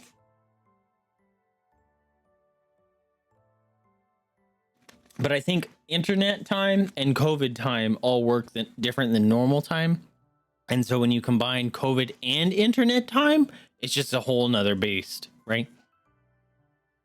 Hang with your raid team. And that's what in 14, right? That's what you've been posting about. I'm doing okay. Life is lifing. So we're doing our best, you know. You do get the snackies. Was that good, boy? Okay, you can go lay down now. We can go lay down. I'm vibing really with this group. It's so, dude, that makes me happy to hear. I'm very happy for you. Proud of you for kicking ass. Had no doubts. Oh, this moves. Oh. Maybe we should save. Oh no, what if there's like bad endings? That'd be terrible. Oh, that actually does sound good. The powder and hot water stuff is always a disappointment. I glance back at the menu to look for the hot chocolate, wincing when I see the price next to it. Real chocolate and milk, huh? I guess that's why it costs as much as a latte. But hey, at least it counts as something nice. Okay, I'm getting the hot chocolate then. What are you gonna get? Laura opens her mouth to say something, but quickly sprouts an uncontrollable grin as she stops herself. What? She turns away, hiding her face with a hand as she tries to stop herself from laughing again. Hey, what's so funny? Nothing, it's just... She can't keep a straight face and immediately has to stifle some more giggles in her hand. She eventually turns back to me after regaining most of her composure for good. Sorry. I just realized I should probably stop teasing you, and that was really funny to me for some reason. I was gonna say I'm a big girl, not scared of coffee like you, but that was way too mean. I give her a light chomp on the head. Yeah, right after you told me to get a hot chocolate. I don't even mind coffee that much. I just want something that wasn't too bitter. Getting defensive now, are we? Okay, now she's just asking for it. I bring my hand up to the height of my face and make a show of lowering it down to her head. Big girl, huh? That's such a big girl doing all the way down here. For brevity, in the last raid tier, it took us weeks to even get to the end of the fight and see Enrage. So being able to come in fresh day one and almost clear is awesome. Yeah, dude. That's dope. It's great when you have a well-coordinated team of people that just vibe and for the fun of it, right? Like, that's the ideal, because then you can get with a team that just vibes and you're just having fun, and you may not make it all the way, but you're still happy with it. But then you get the other side who's like, no, we're the progression, and then the vibes are not great because the competitive aspect kicks in and it can just ruin the vibe. But when you get both of them and they mesh well together, that's the ideal. All members of the Alphabet Mafia 2. Hell yeah, dude. You heard me say that. What are you doing, dummy? Yeah, that's you. You big doof. You big doof. You big doof. Yeah, he's a silly boy. Boy. So, Pew, your breath smells like gross. We think he's like 2. We got him. We had the vet and stuff, and they're like, yeah, he's probably like 2.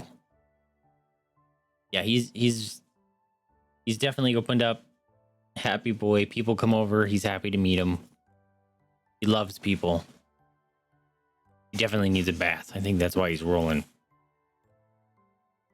What, did you hear the word bath? You don't know that word.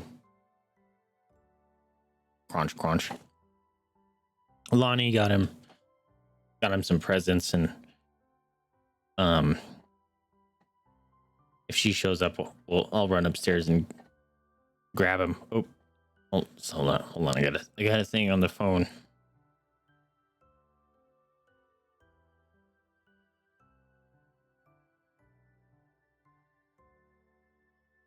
All right, phone. What do you? Oh, I have a notification.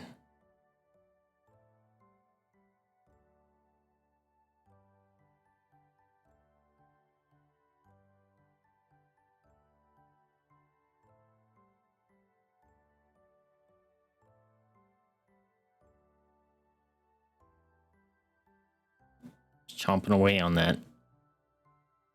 He's definitely the loudest chomper that we've had.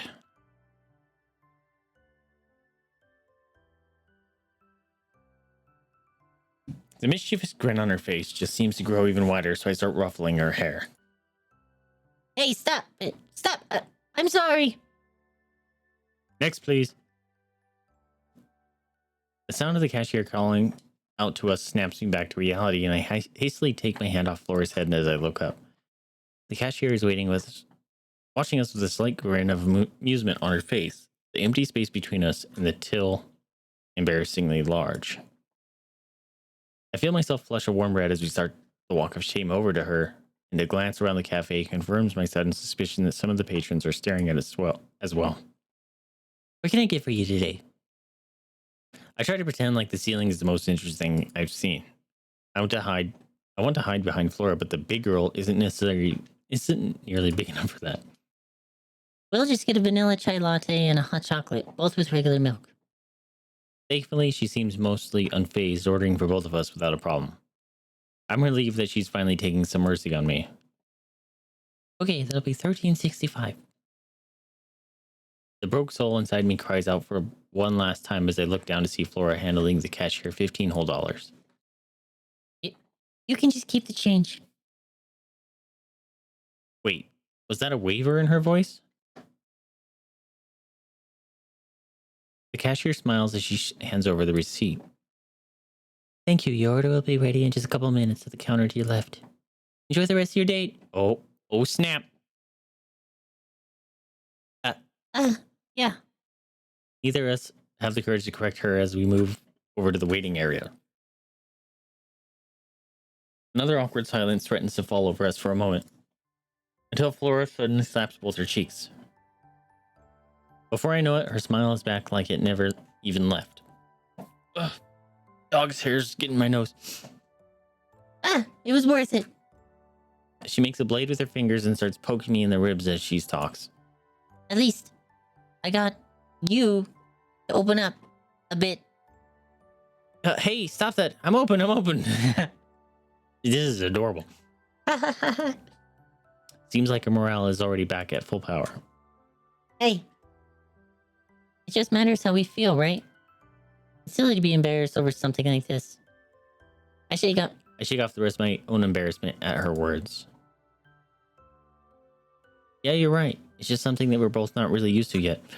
So it's a visual novel, obviously. It started off really fucking heavy. I wasn't expecting that. That's what the trigger warning is for. But essentially, these two people met in like an online chat room where Flora, she ended up posting in a single chat room, just kind of venting, saying how, she felt alone and just kind of expressing some feelings and things that she's going through. And then the guy, we don't know his name yet. Oh wait, no, his name's Alex.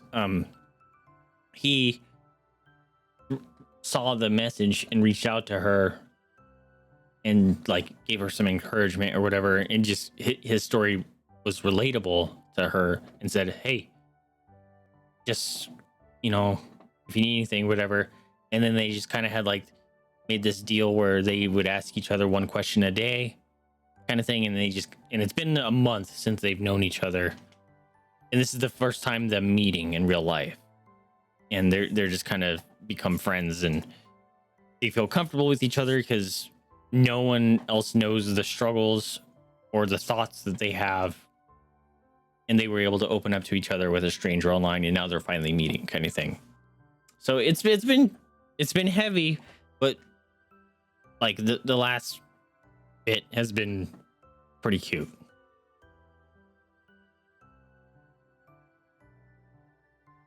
Yeah, you're right. It's just something we're not really used to yet. Order up! I grab our drinks from the counter and Flora leads me over to the table for two. She immediately looks across at me after we sit down, ignoring the latte I place in front of her. She wants to see if he likes the chocolate milk. So, can we finally share our real names now? For the first time since our hug, a pang of real anxiety shoots through my body. I lift my cup for a sip as I reply in an attempt to mask it. You're Alex. You're Alex. What? No way. I'm Alex. What? Hank responded. They're both named Alex?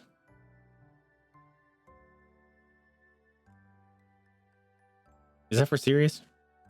Alex squared. I'm Alex too. I almost choke and spill my hot chocolate as she exclaims her name excitedly. Really? Yeah, must be something like destiny, right? I'm completely dumbfounded. Is this girl actually for real right now?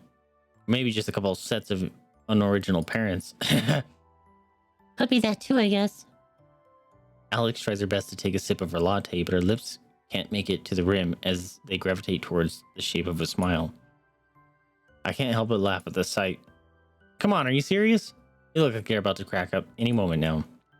The guilty-looking girl tries her best to wipe her face clean of emotion, but traces of a smile still shine through.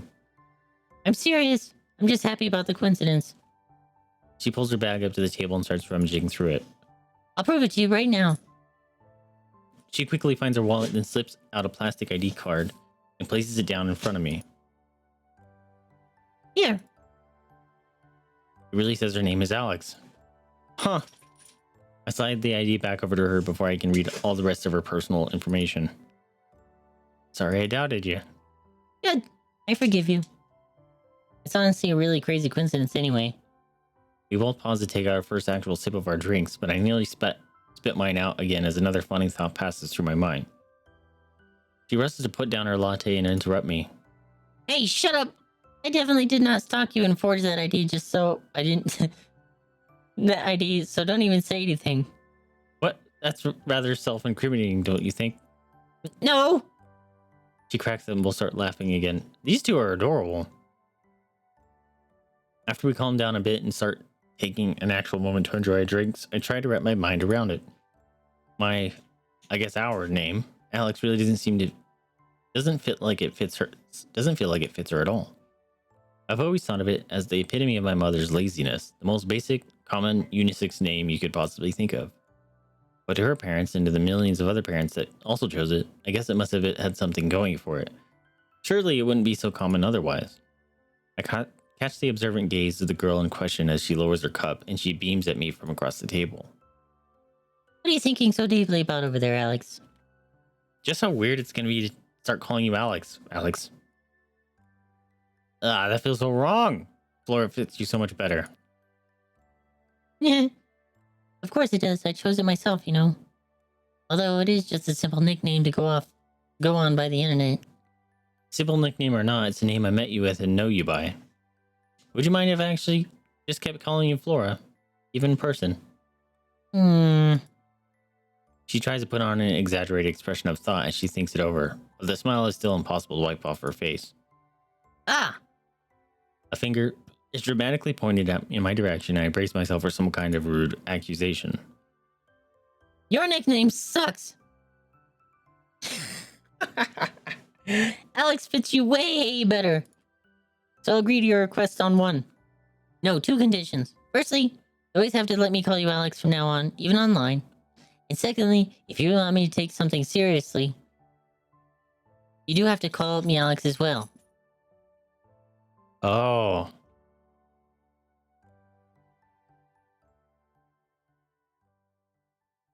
Okay.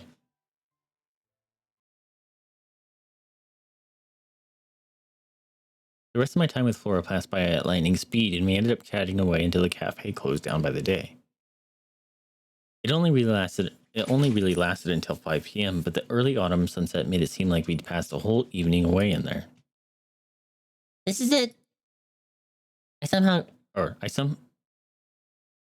Oh, I thought the sparkles meant it was her. I somehow got roped into driving her home, and now we have to say our farewells right in front of her house. I didn't really want her parents to see me. I'll just stay in the car. Thanks, Alex. No problem. That was a lot of fun. Something's bothering me. Flora gets out of the car, but pauses once she reaches the driver's side door. Hey, get out here. I need another hug. That's adorable. She says something that I can't quite make out through the door. I rolled down the window to talk to her. What did you say?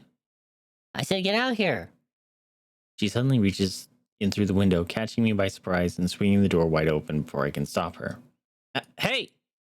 I unbuckle my seatbelt and get up to go after her. And she immediately catches me in a hug. She latches on just as tightly as before, speaking into my chest as she squeezes me. We have to meet up again soon, okay? Shit. I gingerly put my arms around her. Yeah, let's set something up in the chat later. Shit. Shit! That was an exclamation point shit. What's with the creepy music again? I'll be looking forward to it. Is she a ghost? Why is all the creepy music kick in? The hug doesn't last nearly as long as the last, but I feel the same warm imprint of her. Okay, she's not a ghost. She's warm. The warm imprint of her body left over on mine as she quickly heads back towards her house. You idiot, how useless is your conviction after all? She reaches the sidewalk and turns away, but wow. My brain garbled out those words to wave goodbye. I wave back. Stop her. She reaches the side of her house and stops to open the gate. It shuts behind her. Say something. I hear the back door to the house swing open. You still have time. Slam. A sharp pain pierces my chest as the door slams shut. The world around me changes completely as I'm left alone once again. I'm such a stupid, selfish bastard. I didn't tell her one thing, the only thing that I absolutely needed to make sure she knew. I got swept away in the moment and completely forgot about it. Maybe I'm a ghost. And even though I remembered while I still had time, after seeing her so happy, I couldn't bring myself to say anything. I stew in a deep pit of self-hatred as I get back in my car. I'll give myself one more chance. If I can't come clean with her the next time we meet, it's over. Completely over.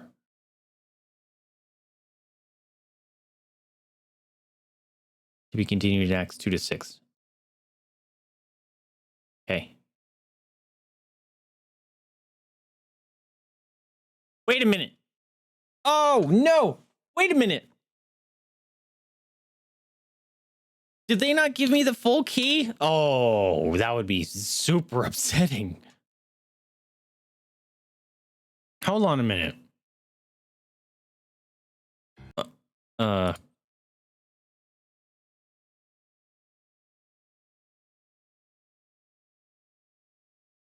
View key. It doesn't say it's a...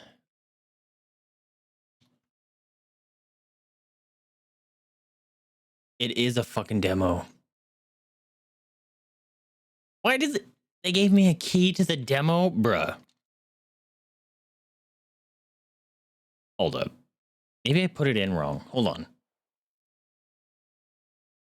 Steam. I forgot how to do this. Recordings and screenshots. There's a new thing in Steam. Redeem. No, not a Steam wallet code. Activate a project. Oh, mother. They gave me a demo key. Bro. Oh, how very uncool.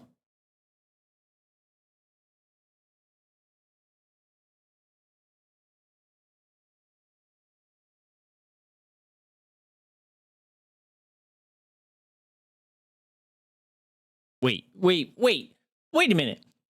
They want me to put in the disclosure for like YouTube and stuff that I received a free review copy of this product. I got a demo. I didn't get the product.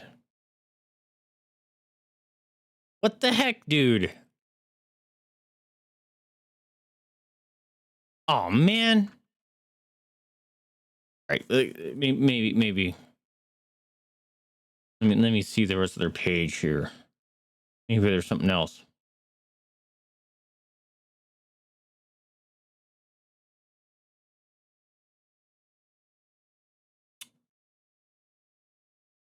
I don't see anything that. Oh man. You don't give demo keys. What the heck is that? If it's a demo, you just get the demo from the store. Why is there a key for the demo? You know what I mean? I have to be missing something.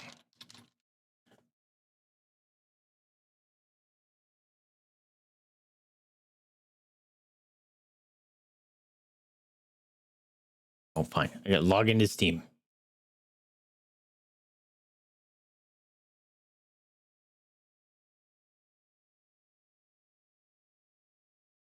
Oh, man. This is going to be very upsetting.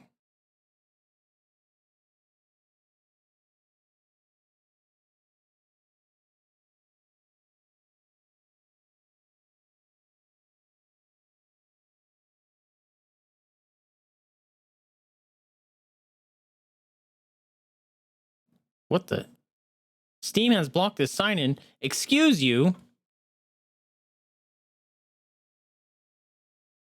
Sign in. Unusual sign-in attempt. What do you mean? I'm trying to sign in. Oh, I said Steam client when it was my browser.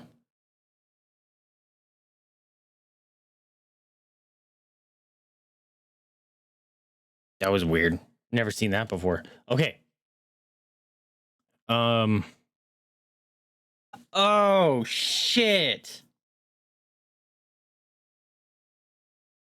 The game isn't even done yet. Oh. Then why would you want me to play it now? Like if this was like an Elden Ring or something, I could see that because it's a generate a hype game. This is a visual novel. And it's what? It's releasing in Q4 of 2025. This is like 8 months away. At least 6. You're expecting to build up all this stuff, all these emotions and feels for these characters, and then hard stop, wait 6 months? Bruh. Oh man. Oh man.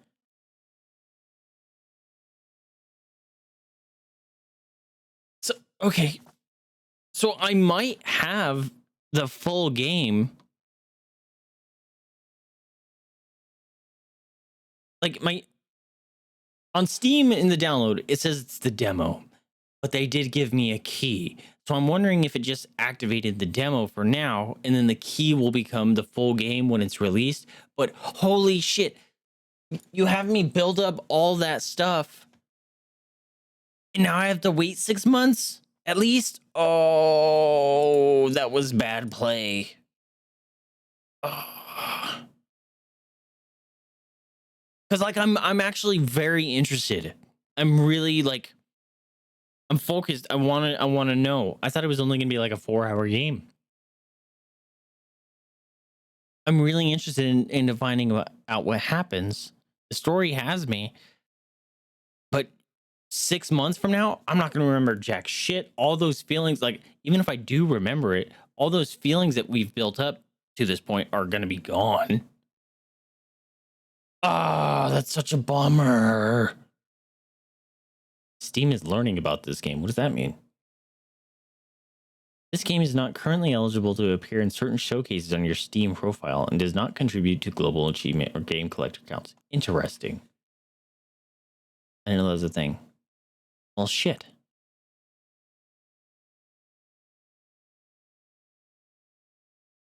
Okay. Shit. I was not expecting that. Okay. Well, we have an hour left to stream. I don't think I'll Fill the hour. Because that's like 1, maybe 2 runs of Hades. Hey Lee, dude, I logged into Steam today. Did you see that Baldur's Gate 3 now has badges? I want it. I need my Baldur's 3. My Baldur's 3. I need my Baldur's Gate 3 badge. The final patch came. New patch came out today too. Baldur's Gate. Yeti started playing it too, which makes me excited. Oh my gosh, it's called the final patch even. Is it really the final patch? I want to see. Show me the patch notes. Badges. The things you do with trading cards and you combine them and you make badges. They just recently announced or released those. This is it, our final major patch for the game.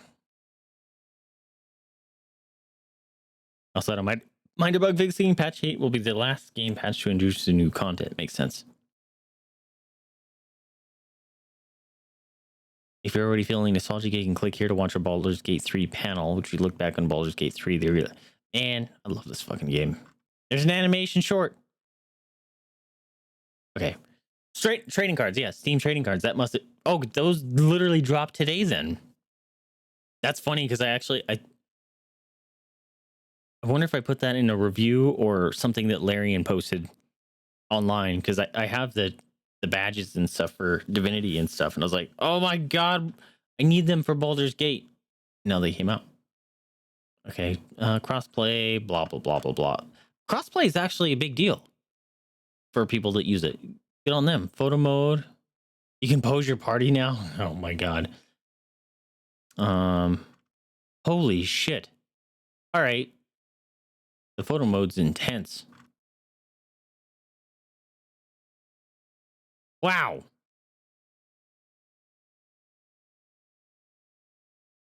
You can actually do it like in combat. The glam picture is fantastic. All right, we got some new subclasses. What do we got? Path of the Giant Barbarian. Don't know that one. College of Glamour Bard. Nice. Death Domain Cleric. Hell yeah. Circle of Stars Druid.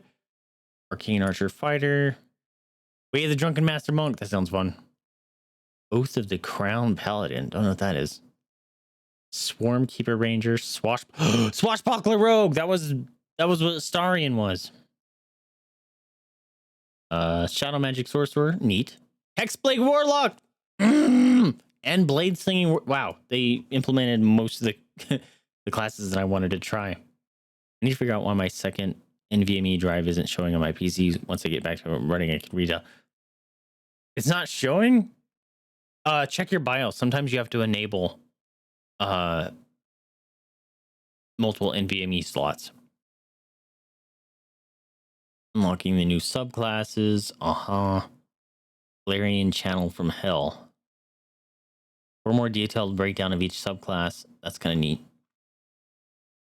They released a toolkit for modding. Man, fucking Larian's awesome. Functionality improvements. Racial spells all at level up. That's neat. Oh, that's for the toolkit.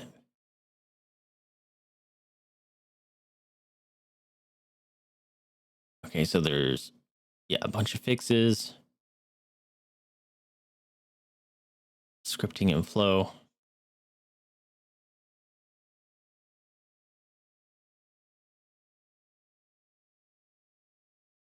Your character will no longer think Shadowheart is dead if she isn't when talking. What? What bug is that? That sounds funny.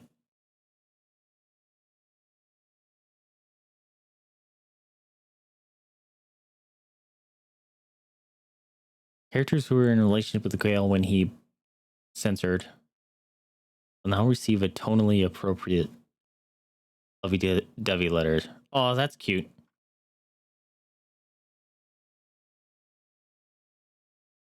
Discovered and available non-hostile live traders are now shown on the world map, regardless of how far away you are from.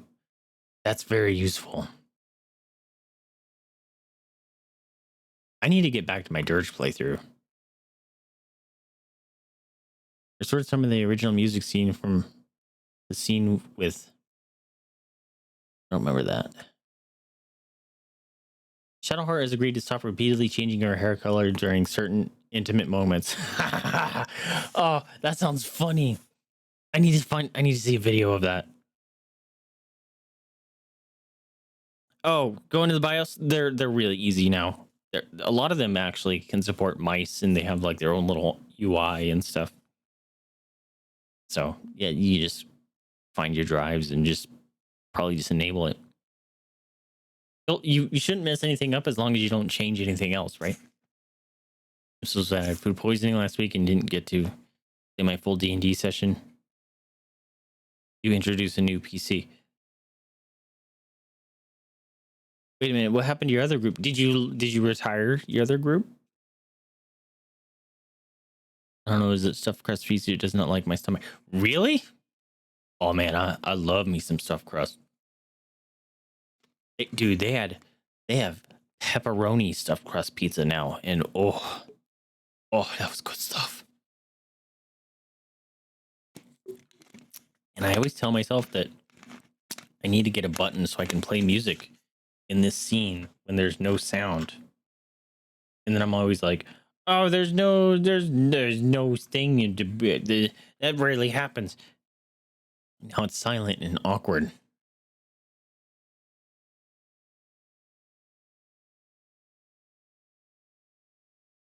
Fix the voiceover.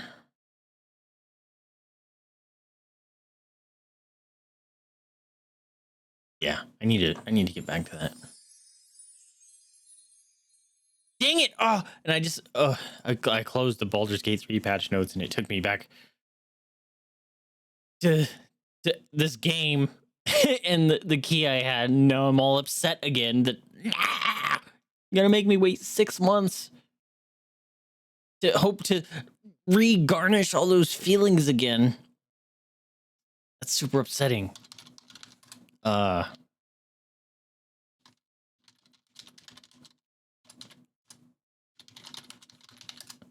I need something to play in the background.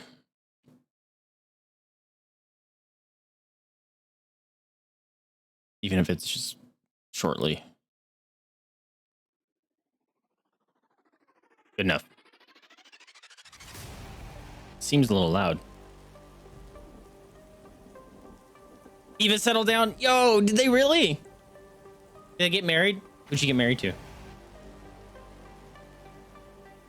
She got a whole character arc. Oh, that's awesome. Hey, actually, you know what? That's a significant thing for you too. Like, Eva's your girl, man. Actually, you did said you have two, but Eva's like your primary, right? Or did you go like a whole different direction? She got back with her betrothed. Hell yeah.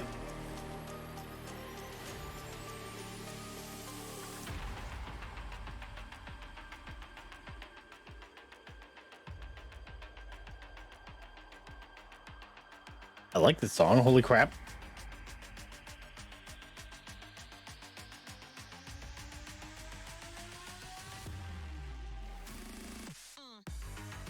Okay. I like this. The fuck is this song? Oh, that's just what it's called. All right. I'm adding this to the playlist. This thing's dope. Hey. I dig. Playing a brand new character, Divine Soul Sorcerer. Harangon. Hell yeah, dude. I'm proud of you. That's awesome. Oh, you I came up with a character the other day. It was funny because Lonnie was they posted a video about bards and stuff in the chat or in the Discord the other day, and it was funny because like literally the night before I was making a new bard character that I came up with, because I made a bard and like a sorcerer mix kind of thing a while ago, and I came up with a neat idea for them that I wanted to try to do. But then I had another one I had a dream.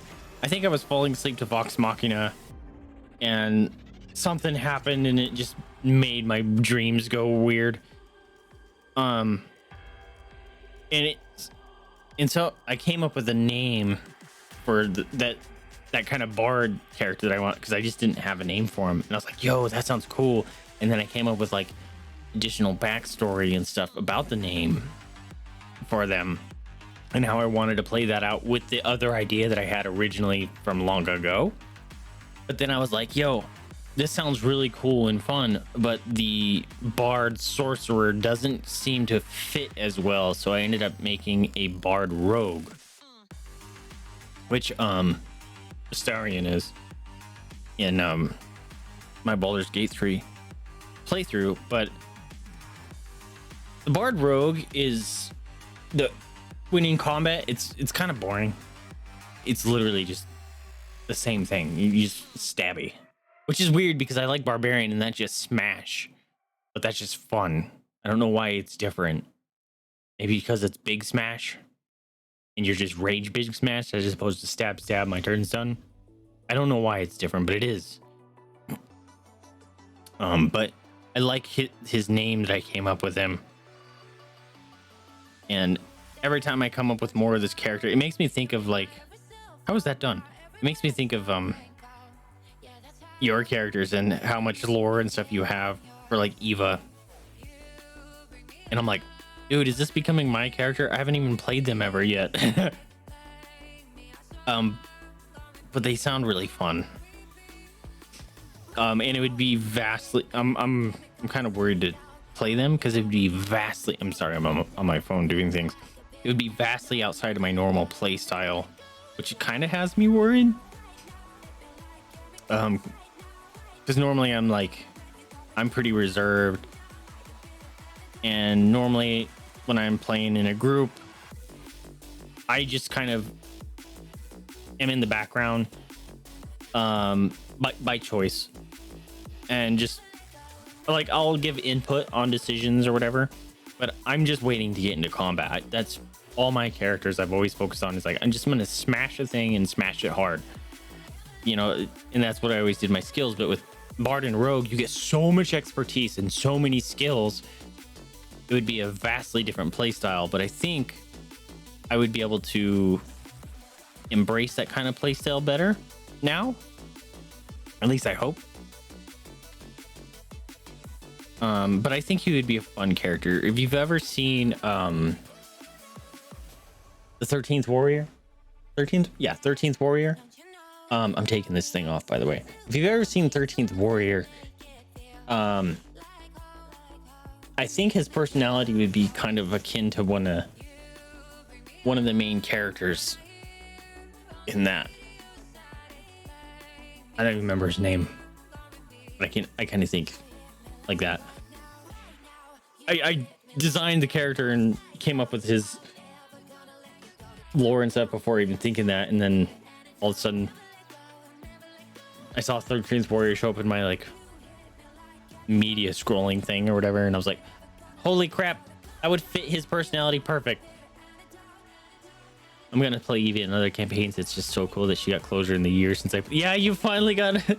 You finally did good for your girl. My big brother, not by blood, is also in the campaign playing Eva's big brother. That's cute. He's staying too. He's having a whole warlock character arc. Hell yeah. What kind of warlock? I get way too obsessive, or your D&D characters? Nah, you're a writer, dude. That makes sense. I think it's cool. That's something that I always wanted. Like, I'm not a writer, but I always thought that would be kind of cool, because like I try to think of interesting backstories and stuff for my character that I've played, but like I can think of an interesting backstory, but when I'm playing the game, I have no future. I know some of it's partly you're supposed to like interact with the DM's world, and the DM's supposed to interact with your characters, and you're supposed to come up with a thing, but I didn't even have like an idea of what my character wanted, kind of thing. So even if the DM was giving us plot coupons, I I was just more of a reactionary, you know, as opposed to building a story with them. So I'm kind of envious of you guys that can do that and have done that with your characters. That's cool to me. Sent you a picture. I'm getting commissioned for my new PC. Let me see. This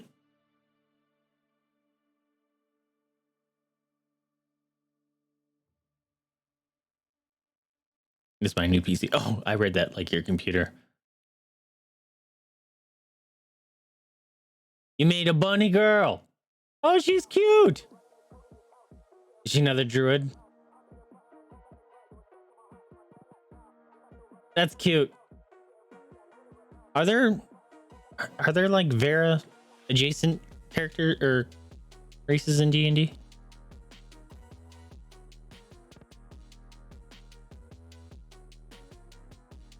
He's a homebrew warlock class. We're calling it a Ravager of Vaesive, a servant of the Chaos Hound. Chaos Hound. Is Vaesive the name of a deity? Or at least Vaesive the Chaos Hound. Oh. Okay, so there's a named Chaos Hound. I didn't know about this. One of the Elder Eternal Evils. Yo! One of the 3 Elder Eternal Evil. How have I never heard of this person? Or this... One of the primordial beings who appeared at the dawn of time after the creation of realm space. Few sages believe he was instead a creation of the god Jurgle. See, I know who Jurgle is. Yeah, they're missing all. They're listing all sorts of other gods here, and I know who they are. I never heard of Vaesive. Oh no! Oh, my browser like locked up, and I thought my stream was crashing. 4 beings described as Elder Eternal Evils were Dendar, the Night Serpent, Vaesive the Chaos Hound, Ityak Orthiel, the Elf Eater. That's a name. Or that's a title. And Gorathil. He doesn't have a title. Later, Dendar and Vaesive were considered primordials. Oh. Okay. I gotta know. The Elf Eater. Whoa, it's fucking Imra cool. Nasty.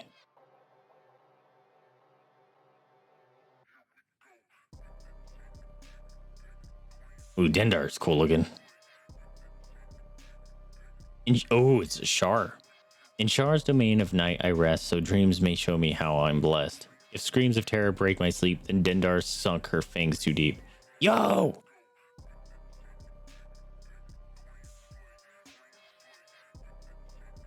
Yo, this thing's cool.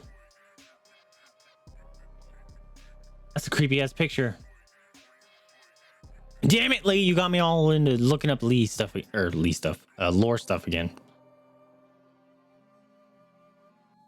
Herringun are bunny people. Oh, I haven't heard of them. I'm mostly keeping our divine soul sorcerer, but will take a couple levels of cleric. Oh, I think I made a divine soul sorcerer at one point. I have too many characters. Fine, I'll sign in so I can look at my characters. Let's see. Divine soul. I have a few.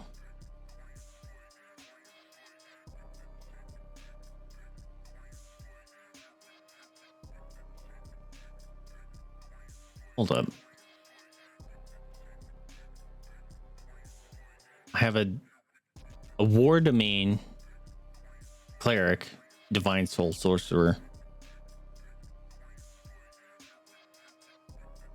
divine soul sorcerer warlock, hexblade warlock. I think most of these are probably going to be with warlock and paladin. Oath of vengeance, divine soul.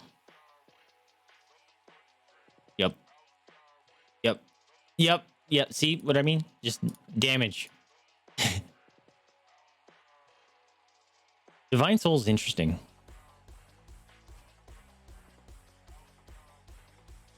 What kind of levels in cleric you taking? Eva was about to get kidnapped and did, unfortunately, but was rescued. And Alex, her brother, sacrificed his soul for more power to try and save her. He has to sacrifice his soul every 7 days to save the Hound. That's a cool fucking arc. He's basically turning into a skeleton now and hiding behind a plague doctor costume. That's fucking cool, dude. You got a cool DM. I'm so sorry for it. Dude, you're fucking... No. I want to know these things. Her lore is extremely Vera coded though. You're playing with it. Oh yeah, you said you were playing with an accent. Hell yeah, dude. Yeah, that was the bard character I have. He's based on Viking and Norse lore. He's a skald. That's what he was. That's what he was in the character name field. Was Viking Skald for the longest time until this weekend when I came up with his name. And so now it's his name dash Viking Skald, so I can find it easily if I happen to forget how to I spelled his name.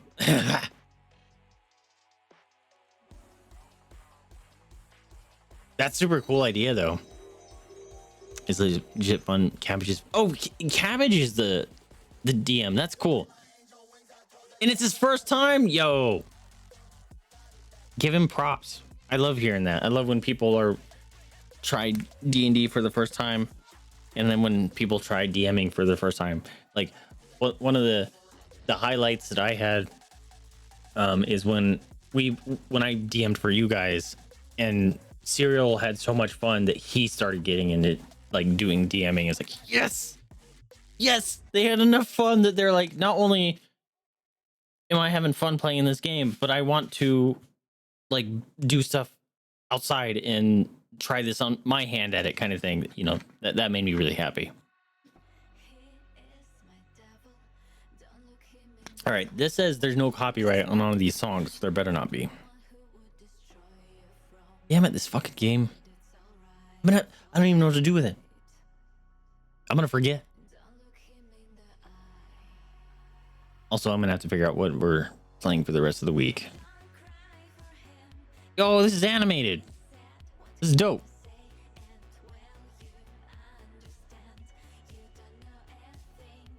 Anyway, yeah, I'm always down to talk D&D, dude. You've been at it for 6 months and it's been a ton of fun. Hell yeah, dude. That makes me happy. That makes you real happy.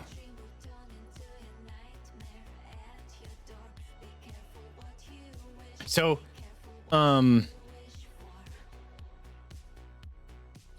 so you said, so Eva is retired, right? Is everyone making a new character?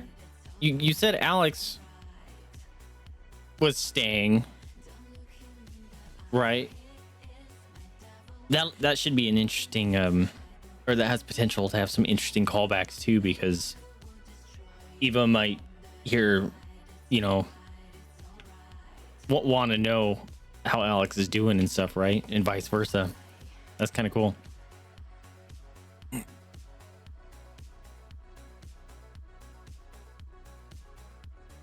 It was just me making a new character. She and Alex are still exchanging letters off. That's cute.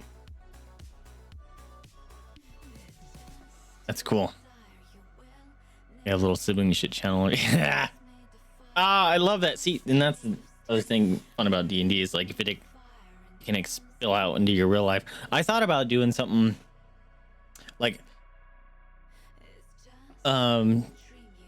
because you don't need to necessarily, you know, play at a designated place at a table or a designated time with everyone around. You literally could play at any point day into the day. You could play D&D over text. You know, like if you're like, hey man, let's go do that little like one thing that you wanted to do. You just pop open Discord and you just type shit out. Then you just get a dice roller and you like everyone responds as they can, you know, and it works better like if you're doing like a one-on-one, obviously, because otherwise some people are going to feel left out. But stuff like that would be really fun. You know, it's like, hey, well, okay, you're going to try to sneak in through here. Okay, just roll me a stealth check and, oh, I got a meeting. blah blah blah. It's like whatever, man. It's just, whenever you get back to it, that could be really fun. You Discord for the voice call of a Canva for our maps and D&D Beyond for dice rolls. Nice. Yeah, that's cool. D&D's great. I gotta. So we have the Lego one. It's not scheduled for this Saturday, but I thought it was this Saturday, so I was kind of panicking. But it's supposed to be next Saturday, so we got to see if Joshy boy still has what his schedule says, and if he's good, then we have to see if Lonnie is gonna still fill up for it, because they have to do their stuff at really early in the morning. Cabbage actually did a lot of one-on-one stuff with Evo was kidnapped. That's fun. One-on-one stuff is fun, because all the attention is on the character, right? It one-on-one stuff is super stressful as a DM. Like, unless it's like a bunch of like skill checks and stuff, like, which that still can be stressful, but it's like if they happen to get in combat, because it's like, yeah, you're one person. That one zombie is now significant. You know? Like, especially if they're like a level 1 or a level 2. Before, it's like when you have a group, you just have a horde of zombies and you're all wading through it. But now, one zombie is a threat to you as a person. So it's the fun part of being a DM in that part is, yeah, it's no longer just a zombie. You get to go in full detail of what that zombie looks like and everything, because that is what the player sees. That is what the character sees. And it literally could be their doom, that one zombie. You know, so that's kind of fun. But at the same time, it's like, dude, they have nothing saving them.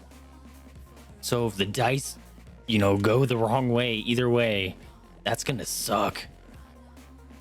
So it's harder to kind of fudge that, especially if the bad die rolls are happening on the player's side, you know? But yeah, that stuff's kind of fun. I had an idea of running like a one-on-one, like there's something weird happening in a city, like there's some murders going on in one of the one-on-one, to be like they were an investigator or like a medic of some sort, and they're trying to help the police force figure out what's going on. But the more I started thinking about it, I was like, D&D isn't really the best system for that kind of thing. There would have to be there's got to be another system that would be more for that. D&D is if you think about it, you break it down, it's a war game with storytelling. But I think there's probably a better system where it's like combat is actually an afterthought, as opposed to like this is a skill, like it would be like a Cthulhu kind of game, where it's like you don't get into combat, because if you get into combat with a Cthulhu beast, you're dead, or you just go crazy. So it's more of like stealth and investigation and all that stuff, and that's where the focus of the game is. I think I would need something like that, but I think that would be kind of fun. I always thought like I don't think of D&D that much, and then I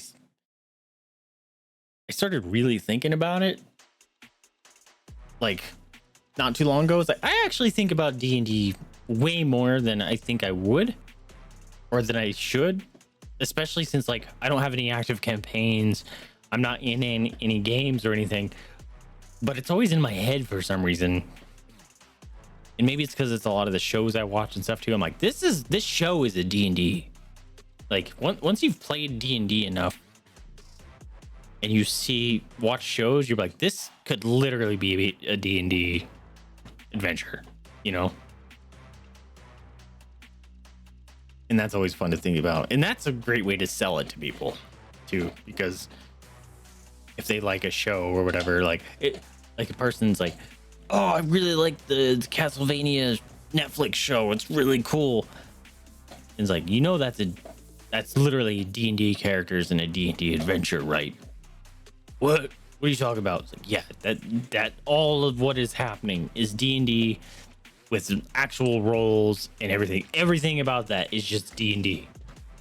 Like, whoa, okay. I didn't know that. Oh, that's kind of cool. Maybe that would be kind of cool. It's like, yes, got him. Bring him in. Got him on that hook. Just, you know. I like Castlevania. Girl play Curse of Strahd. Yeah, actually.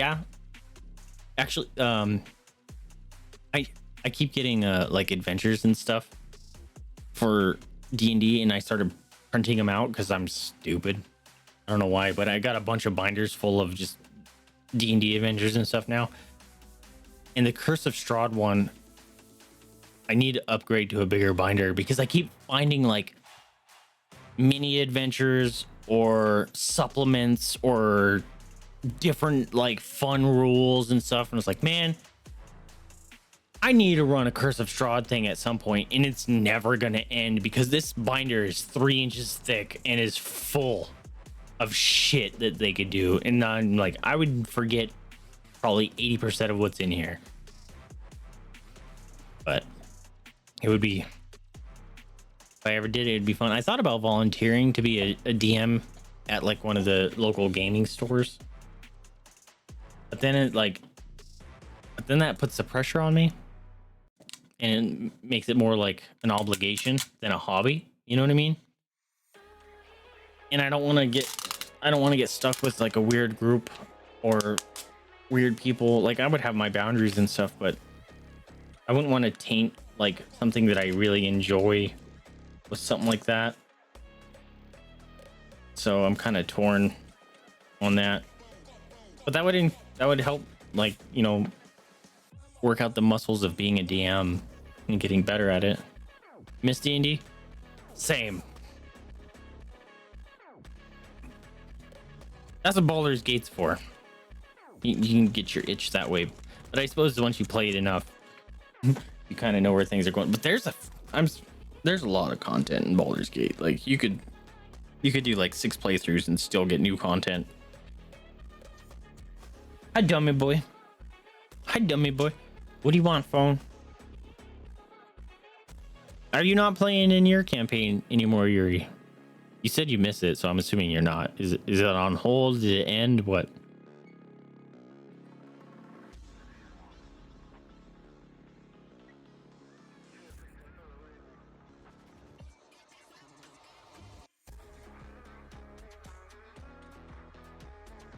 This is an interesting song. Need to figure out something to eat.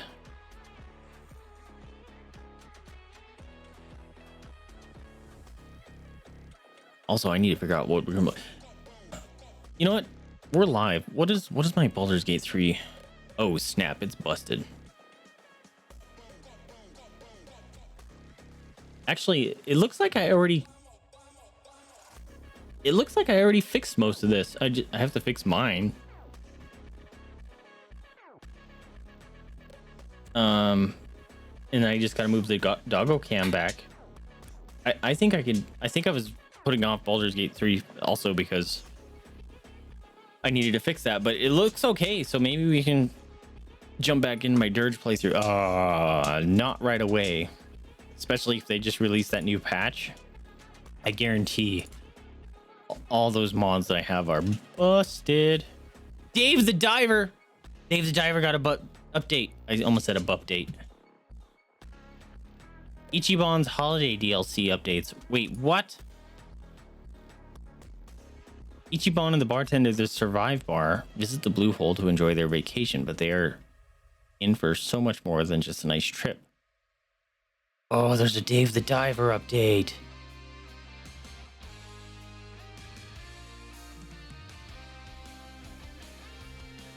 Oh my god. You're playing as not Dave. Oh, you get to bring him along?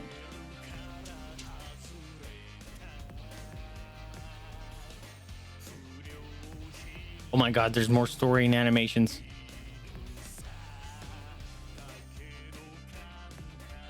I didn't pause the background music, so that's why it sounds so jacked up.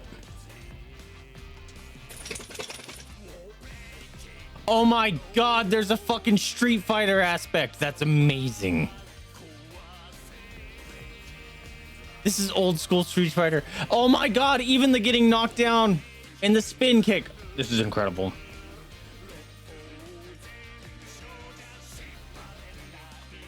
Oh my god, you can fight fish. Nope, those are divers. You can fight divers underwater. Yo, we might have to play some Dave the Diver.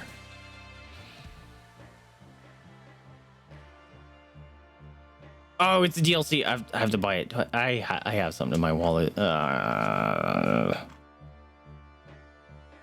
was kind of saving that up for Night Rain. Okay, I'll think about it. But I didn't know a Dave the Diver DLC was coming out, so huzzah. I'm very excited. Yeah, dude. When did they announce this? They announced this on the 10th, so 5 days ago. Go watch the trailer. It looks silly. Wait, reviews for the DLC are not that great? Oh, they're mixed. It came out 5 days ago. Oh, it's based on the is it the Yakuza series? Oh, it's only an hour.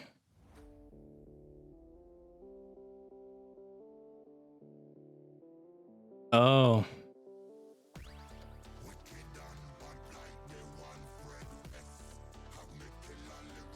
Limited time release. Wait, it's a limited time release DLC? Oh, that's fucked up. Yeah, I don't want to support that. Oh, there's a music game in it. Oh man, see, that all sounds fun. But limited time release DLCs, fuck that bullshit. And 2, it's only an hour long.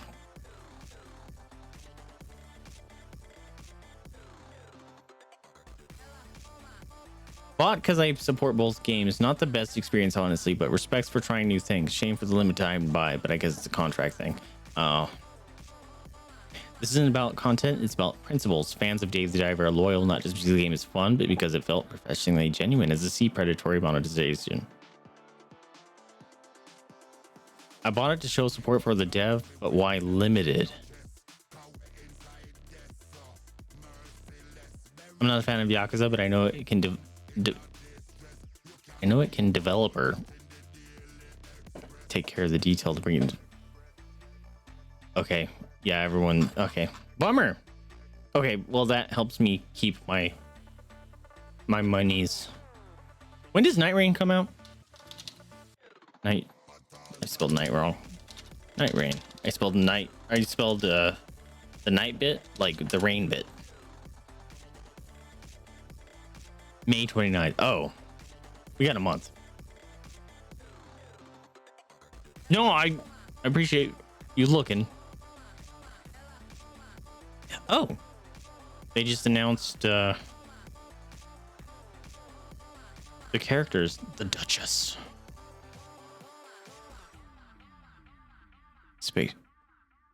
Space Haven just came out with update. Space Haven. Oh, this is the one you were talking to me about.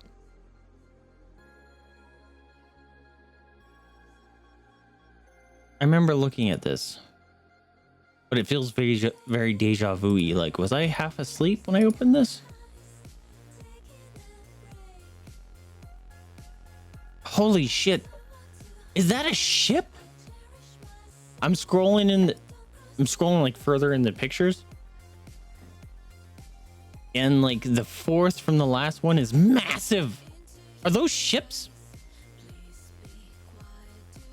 Came out with update 20 last night.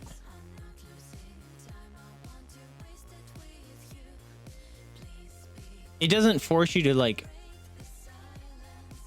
speed run the game, right? That was one thing that bummed me out about Faster Than Light. Is like it didn't want me to play the game because it made me lose. Because the thing was coming to eat me, which makes sense, the sense of urgency, but at the same time I had really fun time building my little stuff. Also, you might like Derail Valley. Derail Valley. Derail Valley.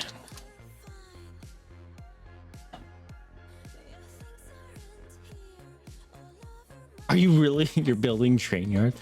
Drive massive trains and build your career in a vast open rail network. You build trains? Oh my god, they're exploding. Yeah, that one's not... I don't think that one would tickle my fancy, but that's funny.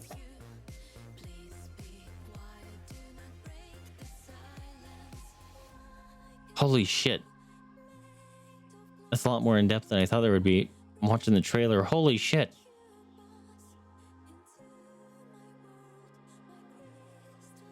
Those are ships?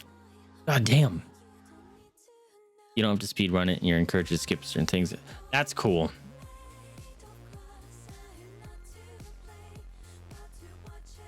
All right. I'll add that one to the wish list. Planet Zoo. New animal pack.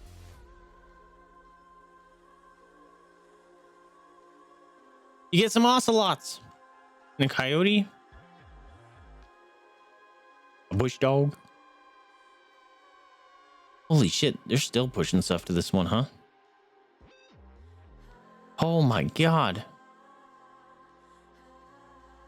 Man, Planet Zoo is definitely a cash cow over there. So, whew. They have so many packs now. Holy crap. Also, I think I have to play Planet Zoo soon.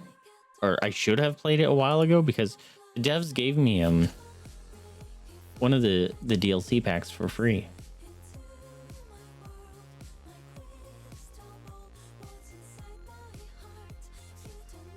Bell Seal. What is this? That just says it was added to my library. What is this? Oh, this is the game. Josh gifted me this game like last week. I was like, wait a minute, I don't remember that.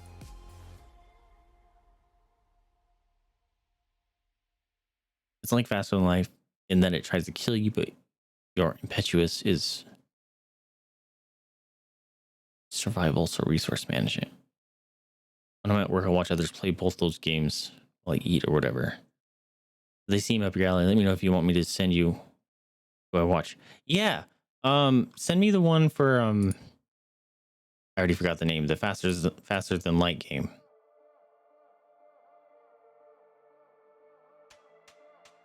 Space Haven. Why do I recognize the song? Is this a TikTok song?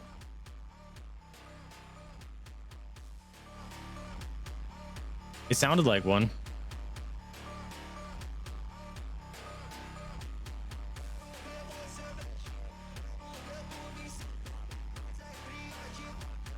What time is it? 9:45. All right, my beautiful friends. I think it is time for me to log off. Because I mean, I love chatting with y'all. It's super fun. But I need to go eat some food. I gotta feed the boy. I think that's why he was getting all rowdy. And try to maintain some sort of semblance of sleep schedule, because going back into the office is killing me, dudes. And I don't know if I have the job. Like, we're literally waiting on an hour by hour basis to know if we get fired again, which is really fucking annoying. And today we found out that the head of our department is taking another job in the same, like, it is taking another job that's kind of tangent to us, but they're the head of our department, and their start date is effective tomorrow. So it's like, that looks even worse for us, because now we don't have a head of our department. And if they're already trying to gut all the departments, it's like, well, that would have been nice if you would have let us know that you were switching over jobs. Because, I mean, most of us have been looking ever since our first time we got laid off. But it'd be nice to know, it's like, dude, some of us were sticking around because we're loyal to our customers and the job we do, and it means something to us. But if our management is splitting, that's not going to end well for any of us. So anyways, we're dealing with that mess. So we'll see what my schedule is going to be like for the coming future. I don't know. Literally no idea what's coming up. Stress sleeps are real, so that might be a thing. Oh, that's why I originally opened up Steam. ADHD, man, it's kicking my ass. It's getting worse. Baldur's Gate. I need to update this. So what I want to do is we're gonna update Baldur's Gate 3. I don't know if I'll do it. Maybe I can do it on Thursday when I don't stream if I have energy. Maybe get some of the mods I have updated. Some of them I'm going to end up removing because they implemented them as new subclasses. But maybe we'll continue the Dirge run. Other than that, I don't know what we're going to play. My brain kind of everything recently. I had some plans, but I do want to try Night Rain when it comes out at the end of May. So if anyone else is getting that and wants to play along with me, I think that would be great fun. Because I mean, there's no problem playing with pugs, but if you're playing with friends or people that just makes it that much more fun.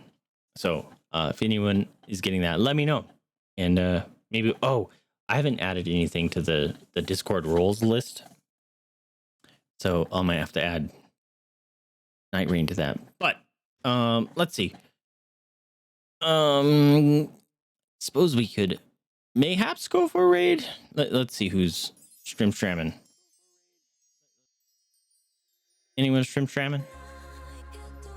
T-Pain is stramming. We're not gonna go raid T-Pain. Are you kidding me? All right, we'll keep the music playing while we're doing that. Someone's doing some Legos.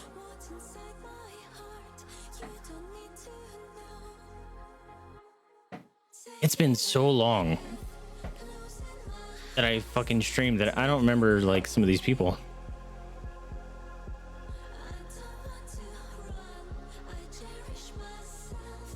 Oh boy.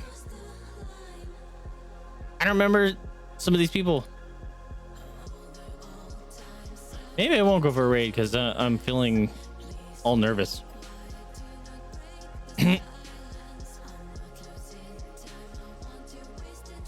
Yeah, okay. I'm not gonna go for a raid. Now I got myself all anxious out. I know. I did see Kim was on. I think we raided her last time.